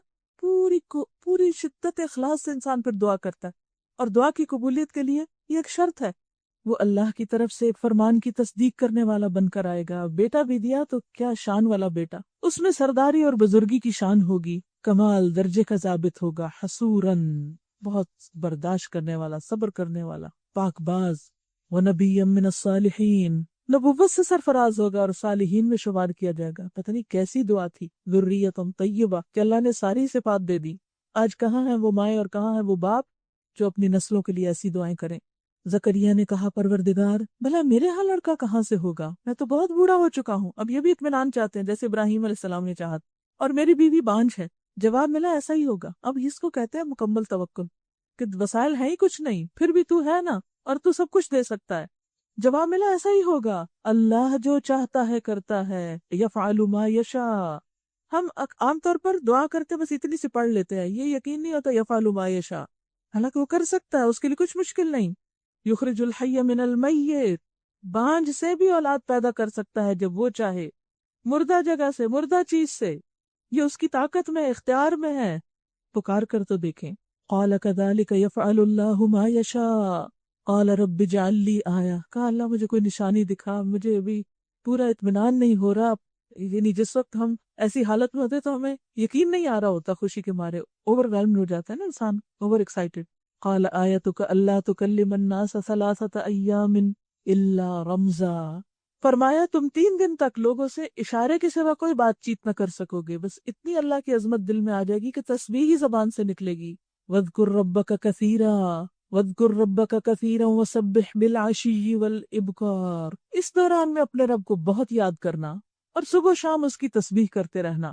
پھر وہ وقت آیا جب مریم سے فرشتوں نے آ کر کہا، اب یہ بچی پیدا ہوئی، بڑی ہو گئی، اور فرشتے اس کے پاس آتے ہیں، اے مریم ان اللہ اصطفاکی، اللہ نے تجھے چن لیا، وطہرکی، اور تجھے پاک کر دیا، واصطفاکی علی نساء العالمین، اور تمام دنیا کی عورتوں پر تجھ کو ترجیح دے کر اپنی خدمت کے لیے چن لیا، ساری دنیا کی عورتوں پر، نساء العالمین یعنی اس دور کی۔ بعد میں تو حضرت فاطمہ، حضرت عائشہ اور دیگر خواتین کے بارے میں بھی آتا ہے۔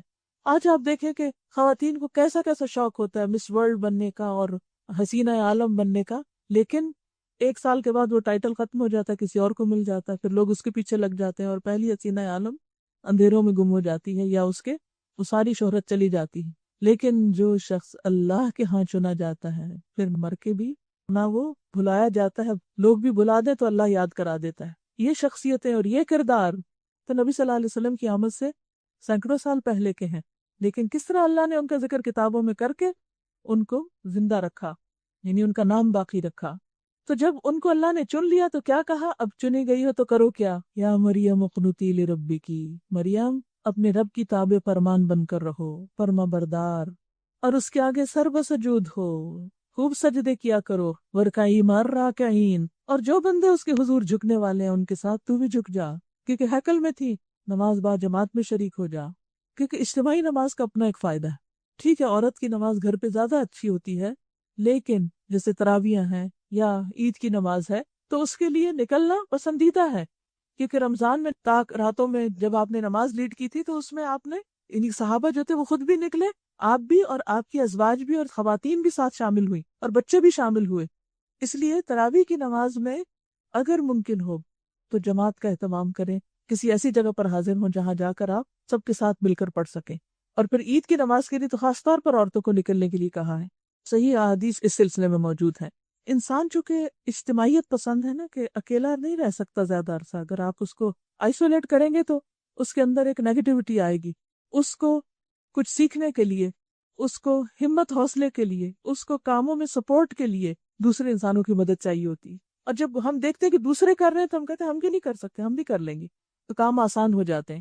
ذالک من انباء الغیب نوحیہ الیک، اے محمد صلی اللہ علیہ وسلم یہ غیب کی خبریں ہیں جو ہم تم کو وحی کے ذریعے بتا رہے ہیں، ورنہ تم اس وقت وہاں موجود نہ تھے جب ہیکل کے خادم یہ فیصلہ کرنے کے لیے کہ مریم کا سرپرست کون ہو اپنے اپنے قلم پھینک رہے تھے، یعنی قرآن اندازی کر رہے تھے، اور نہ تم اس وقت حاضر تھے جب ان کے درمیان جھگڑا برپا ہو رہا تھا۔ کس بات پہ؟ ایہم یکفل مریم، کہ مریم کی کفالت کون کرے گا۔ اور جو فرشتوں نے کہا ہے مریم اللہ تجھے اپنے ایک فرمان کی خوشخبری دیتا ہے، اس کا نام مسیح عیسیٰ ابن مریم ہوگا، دنیا اور آخرت میں معزز ہوگا، اللہ کے مقرب بندوں میں شمار کیا جائے گا، لوگوں سے گہوارے میں بھی کلام کرے گا اور بڑی عمر کو پہنچ کر بھی، اور وہ ایک مرد صالح ہوگا۔ یہ سن کر مریم بولی پروردگار میرے ہاں بچہ کہاں سے ہوگا، مجھے تو کسی شخص نے ہاتھ تک نہیں لگایا۔ جواب ملا ایسا ہی ہوگا، اللہ جو چاہتا ہے پیدا کرتا ہے، جب وہ کسی کام کے کرنے کا فیصلہ فرماتا ہے تو بس کہتا ہے کہ ہو جا، اور وہ ہو جاتا ہے۔ جب اللہ مریم کے حق میں ایسا کر سکتا ہے تو پھر وہ کسی کو بھی کچھ بھی عنایت کر سکتا ہے۔ فرشتوں نے پھر اپنے سلسلہ کلام میں کہا، اور اللہ اسے کتاب اور حکمت کی تعلیم دے گا، تورات اور انجیل کا علم سکھائے گا، اور بنی اسرائیل کی طرف اپنا رسول مقرر کرے گا۔ اس سے پتہ چلتا ہے کہ عیسیٰ علیہ السلام کی نبوت بنی اسرائیل کی طرف ہے۔ ہاں وہ دنیا میں دوبارہ آئیں گے تب بھی وہ بنی اسرائیل ہی کے رسول ہوں گے، اس سے ختم نبوت پر کوئی اثر نہیں پڑتا۔ اور جب وہ بحیثیت رسول بنی اسرائیل کے پاس آئے تو اس نے کہا، میں تمہارے رب کی طرف سے تمہارے پاس نشانی لے کر آیا ہوں۔ میں تمہارے سامنے مٹی سے پرندے کی صورت کا ایک مجسمہ بناتا ہوں اور اس میں پھونک مارتا ہوں۔ اب یہ معجزات ہیں عیسیٰ علیہ السلام کے جو باذن اللہ لوگوں کو دکھا رہے تھے۔ وہ اللہ کے حکم سے پرندہ بن جاتا ہے، میں اللہ کے حکم سے مادرزاد اندھے اور کوڑی کو اچھا کرتا ہوں، اور میں مردے کو زندہ کرتا ہوں، یہ بھی اللہ کے اذن سے۔ میں تمہیں بتاتا ہوں کہ تم کیا کھاتے ہو اور کیا اپنے گھروں میں ذخیرہ کر کے رکھتے ہو، اس میں تمہارے لیے کافی نشانی ہے اگر تم ایمان لانے والے ہو۔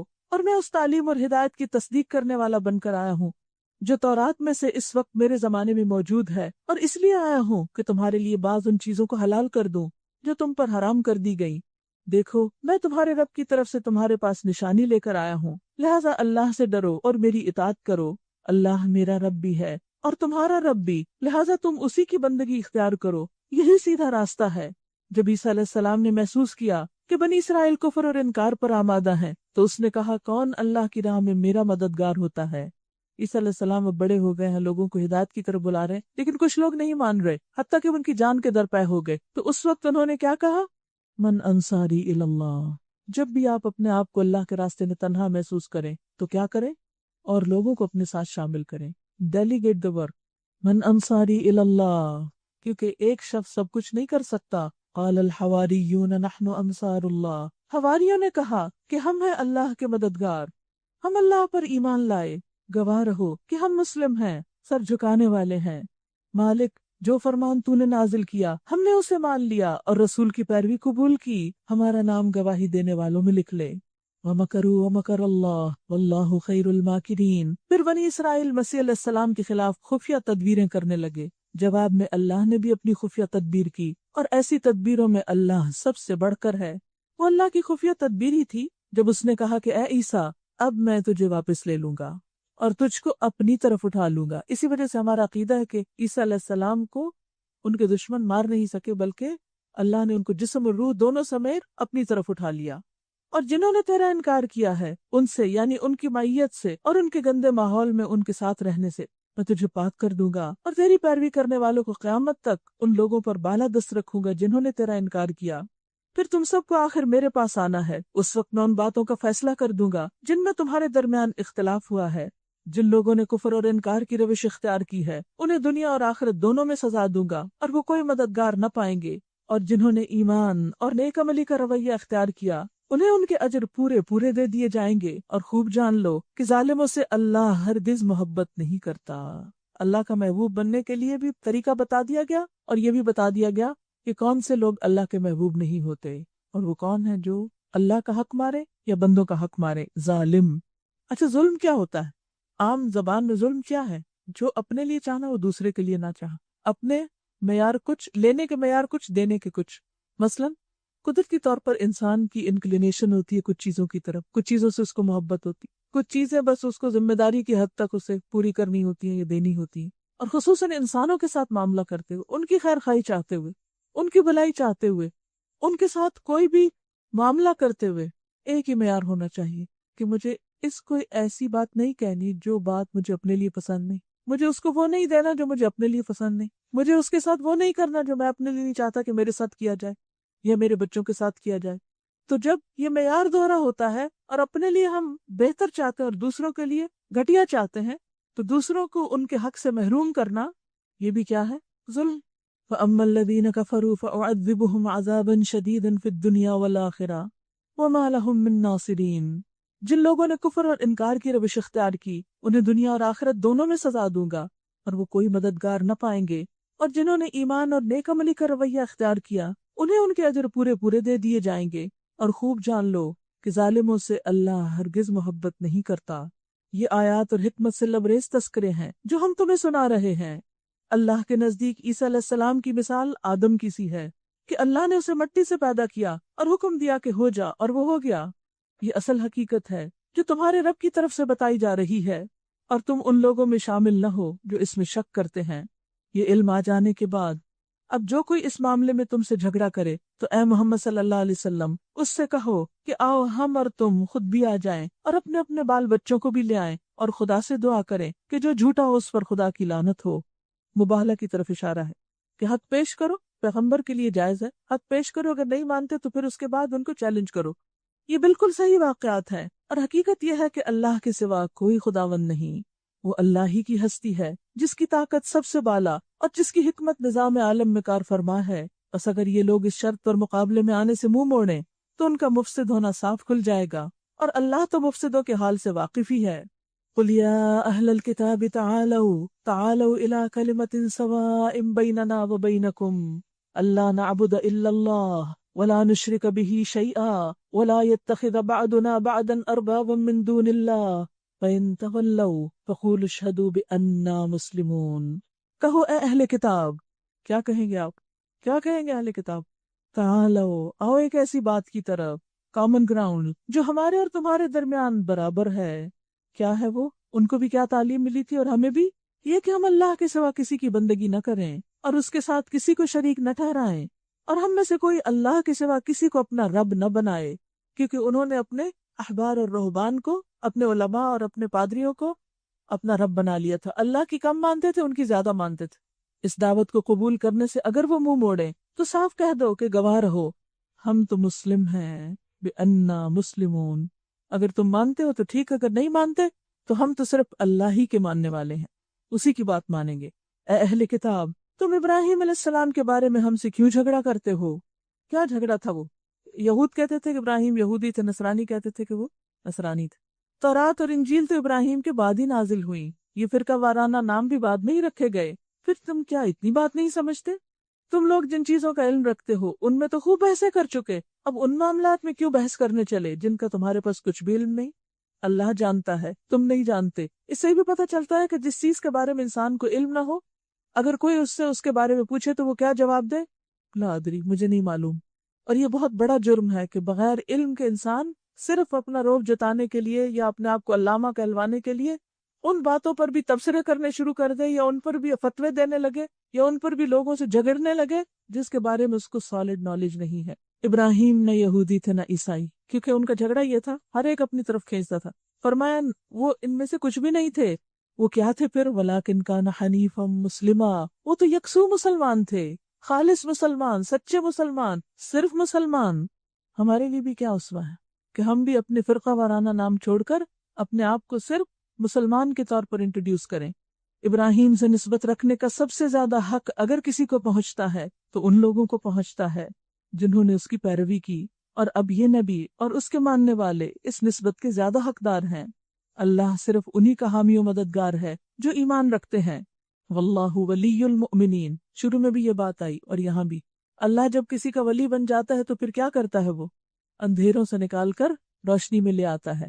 تو جو اللہ کو تھام لیتا ہے پھر اللہ اس کو اس طرح کی کنفیوژن سے اور اس طرح کے لڑائی جھگڑوں سے اور فتنے فساد سے نجات دیتا ہے جو مذہب کے نام پر لوگوں نے چھیڑ رکھے ہیں۔ وَدَّت طَّائِفَةٌ مِّنْ أَهْلِ الْكِتَابِ لَوْ يُضِلُّونَكُمْ، اللہ نے اہل کتاب کے دلوں کا حال کھول کے آپ پہ رکھ دیا کہ وہ کیا چاہتے ہیں تمہارے لیے، کیا چاہتے ہیں۔ ایمان والو، اہل کتاب میں سے ایک گروہ چاہتا ہے کہ کسی طرح تمہیں راہ راست سے ہٹا دے۔ ان کی کوششوں کا مرکز کیا ہے؟ کہ تمہیں سیدھے رستے سے ہٹا دے، تم دین پر نہ چلو، دین کے احکامات پر عمل نہ کرو۔ حالانکہ در حقیقت وہ اپنے سوا کسی کو گمراہی میں نہیں ڈال رہے، مگر انہیں اس کا شعور نہیں۔ اے اہل کتاب، کیوں اللہ کی آیات کا انکار کرتے ہو حالانکہ تم خود ان کا مشاہدہ کر رہے ہو؟ اے اہل کتاب، کیوں حق کو باطل کا رنگ چڑھا کر مشتبہ بناتے ہو؟ کیوں جانتے بوجھتے حق کو چھپاتے ہو؟ اہل کتاب میں سے ایک گروہ کہتا ہے کہ اس نبی کے ماننے والوں پر جو کچھ نازل ہوا ہے اس پر صبح ایمان لا اور شام کو اس سے انکار کر دو۔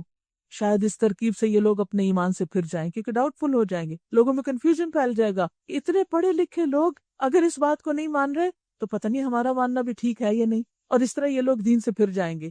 اور کوئی طریقہ نہیں چل رہا، حق کو باطل سے ملانے کا طریقہ کام نہیں آ رہا، حق کو چھپانے سے بھی حق پھیلتا چلا جا رہا ہے، تو اب کیا کرو؟ ایک اور ہیلا کرو، اور وہ کیا ہے کہ تم بھی پہلے اپنے آپ کو مسلمان ڈکلیئر کرو اور پھر شام کو سے مراد یہ کہ تھوڑے عرصے بعد یہ کہو کہ ہمیں تو اس دین میں کوئی فائدہ نظر نہیں آیا، تاکہ تمہیں دیکھ کر اور لوگ بھی پھر جائیں، اس طرح لوگ اور بھی مرتد ہو جائیں گے۔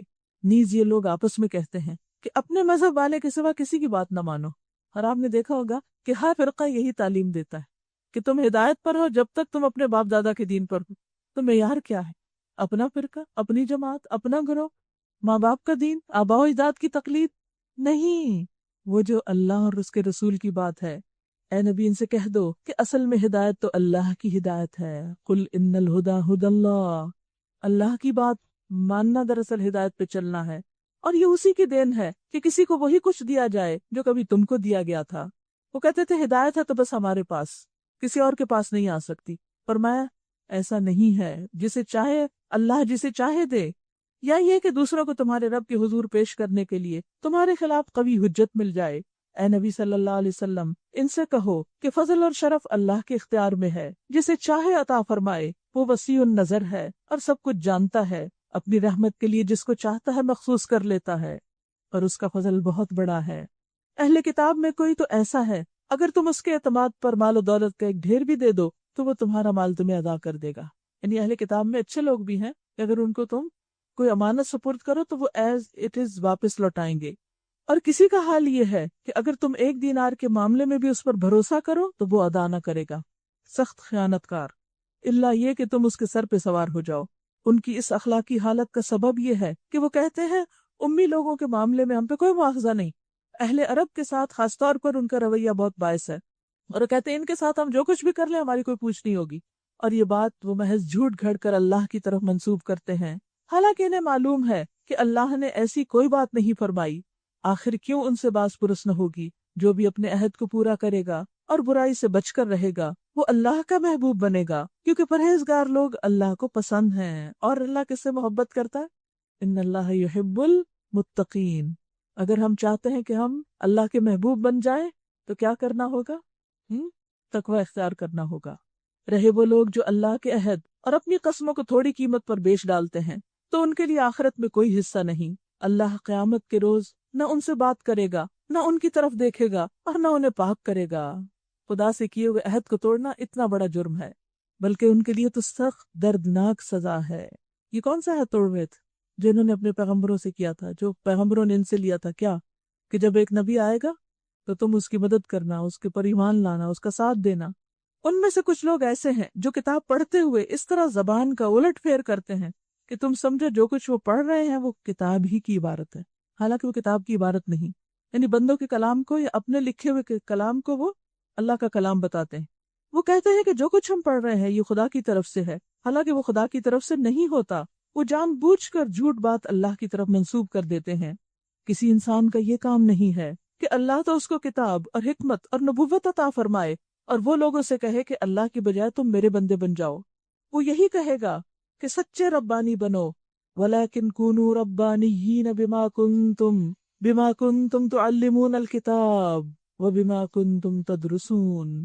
وہ کیا کہے گا کہ ربانی بنو، جیسا کہ اس کتاب کی تعلیم کا تقاضا ہے جسے تم پڑھتے اور پڑھاتے ہو۔ اس سے کیا پتہ چلتا ہے کہ قرآن پڑھنے اور پڑھانے کا مقصد کیا ہونا چاہیے؟ کیا بننا؟ ربانی۔ ربانی کون ہوتا ہے؟ رب والا، اللہ والا۔ وہ کون ہوتا ہے؟ جس کے دل میں اللہ کی محبت ہوتی، جس کے عمل میں اللہ کے احکام کی پیروی ہوتی ہے۔ یہ متقی ہی کا ایک دوسرا نام ہے۔ وہ تم سے ہرگز یہ نہ کہے گا کہ فرشتوں یا پیغمبروں کو اپنا رب بنا لو۔ کیا یہ ممکن ہے کہ ایک نبی تمہیں کفر کا حکم دے جبکہ تم مسلم ہو؟ یاد کرو اللہ نے پیغمبروں سے عہد لیا تھا کہ آج ہم نے تمہیں کتاب اور حکمت و دانش سے نوازا ہے، کل اگر کوئی دوسرا رسول تمہارے پاس اسی تعلیم کی تصدیق کرتا ہوا آئے جو پہلے سے تمہارے پاس موجود ہے تو تم کو اس پر ایمان لانا ہوگا اور اس کی مدد کرنی ہوگی۔ یہ ارشاد فرما کر اللہ نے پوچھا کیا تم اس کا اقرار کرتے ہو اور اس پر میری طرف سے عہد کی بھاری ذمہ داری اٹھاتے ہو؟ انہوں نے کہا ہاں ہم اقرار کرتے ہیں۔ اللہ نے فرمایا اچھا تو گواہ رہو اور میں بھی تمہارے ساتھ گواہ ہوں۔ اس کے بعد جو اپنے عہد سے پھر جائے وہی فاسق ہے۔ افغیر دین اللہ یبغون، اب کیا یہ لوگ اللہ کی اطاعت کا طریقہ یعنی اللہ کا دین چھوڑ کر کوئی اور طریقہ چاہتے ہیں؟ وَلَهُ أَسْلَمَ مَن فِي السَّمَاوَاتِ وَالْأَرْضِ طَوْعًا وَكَرْهًا وَإِلَيْهِ يُرْجَعُونَ۔ حالانکہ آسمان و زمین کی ساری چیزیں چاروں ناچار اللہ ہی کی تابع فرمان مسلم ہیں اور اسی کی طرف سب کو پلٹنا ہے۔ اے نبی کہو کہ ہم اللہ کو مانتے ہیں، اس تعلیم کو مانتے ہیں جو ہم پر نازل کی گئی، ان تعلیمات کو بھی مانتے ہیں جو ابراہیم، اسماعیل، اسحاق، یعقوب اور اولاد یعقوب پر نازل ہوئی تھی، اور ان ہدایات پر بھی ایمان رکھتے ہیں جو موسیٰ اور عیسیٰ اور دوسرے پیغمبروں کو ان کے رب کی طرف سے دی گئیں۔ ہم ان کے درمیان فرق نہیں کرتے، اور ہم اللہ کے تابع فرمان یعنی مسلم ہیں۔ اسلام کے سوا جو شخص کوئی اور طریقہ اختیار کرنا چاہے، اس کا وہ طریقہ ہرگز قبول نہ کیا جائے گا، اور آخرت میں وہ ناکام اور نامراد رہے گا۔ تو اس میں بہت بڑا سبق کہ اللہ کے نزدیک پسندیدہ دین ان الدین عند اللہ الاسلام، اور پیچھے آپ پڑھ چکے ہیں کہ یا ایھا الذین آمنوا ادخلوا فی السلم کافہ، کہ تم سب اسلام میں پورے کے پورے داخل ہو جاؤ۔ اور یہاں کیا کہا گیا کہ جو اسلام کے علاوہ کوئی اور طریقہ چاہے گا وہ اس سے قبول نہ کیا جائے گا۔ اللہ کی محبت کب ملتی ہے؟ جب انسان پیغمبر کے طریقے پہ چلتا ہے، اور اگر کوئی اس سے ہٹ کر کوئی اور راستے اختیار کرے تو جتنی مرضی بھاگ دوڑ کرے، جو مرضی کوششیں کرے، وہ اللہ کو پسند ہی نہیں ہے۔ آپ دیکھیں کہ مثلاً اگر آپ نے کوئی چیز بنوانی ہے کسی سے، آپ اس کو سیمپل دیتے ہیں، یہ سیمپل ہے، اس کے مطابق آرڈر تیار ہوگا تو اٹھاؤں گا، اور اگر اس کے مطابق نہیں ہوگا تو ریجیکٹ ہو جائے گا۔ تو پھر کیا ہوتا ہے؟ آپ وہ اٹھا لیتے ہیں جو آپ کی مرضی کا نہ ہو۔ اللہ نے بھی ایک نمونہ دے دیا ہے، ایسا کر کے آؤ تو قابل قبول ہو، اور اگر نہیں تو ریجیکٹڈ۔ تو اس کے بعد کوئی گنجائش نہیں رہ جاتی کہ ہم دین میں خود ساختہ طریقے نکالیں، بدعات کو رواج دیں، یا پھر دین کو چھوڑ کر اور طریقوں سے متاثر ہوں یا ان کو اختیار کریں یا ان کو زیادہ بہتر سمجھیں۔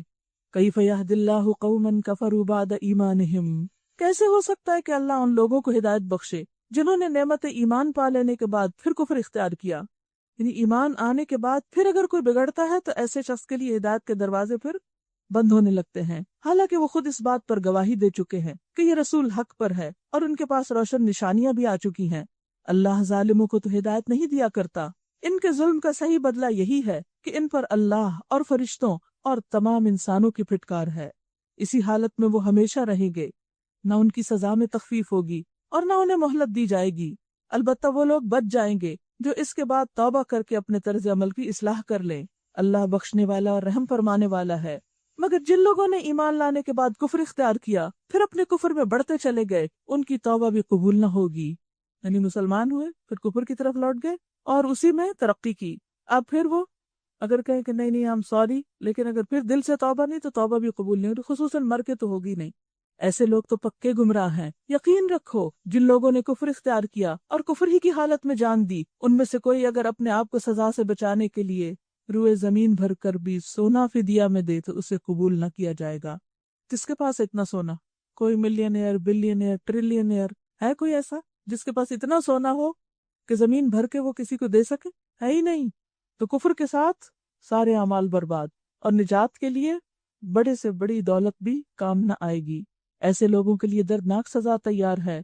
وَمَا لَهُم مِّن نَاصِرِينَ، اور وہ اپنا کوئی بھی مددگار نہ پائیں گے۔ وہاں اللہ کے سامنے نہ مال و دولت کام آئے گا اور نہ ہی کوئی انسان کام آئے گا۔ اللہ تعالی ہمیں عمل کی توفیق عطا فرمائے۔ شکریہ۔ السلام علیکم ورحمۃ اللہ وبرکاتہ۔ سبحانک اللہم و بحمدک، نشہد ان لا الہ الا انت، نستغفرک و نتوب الیک۔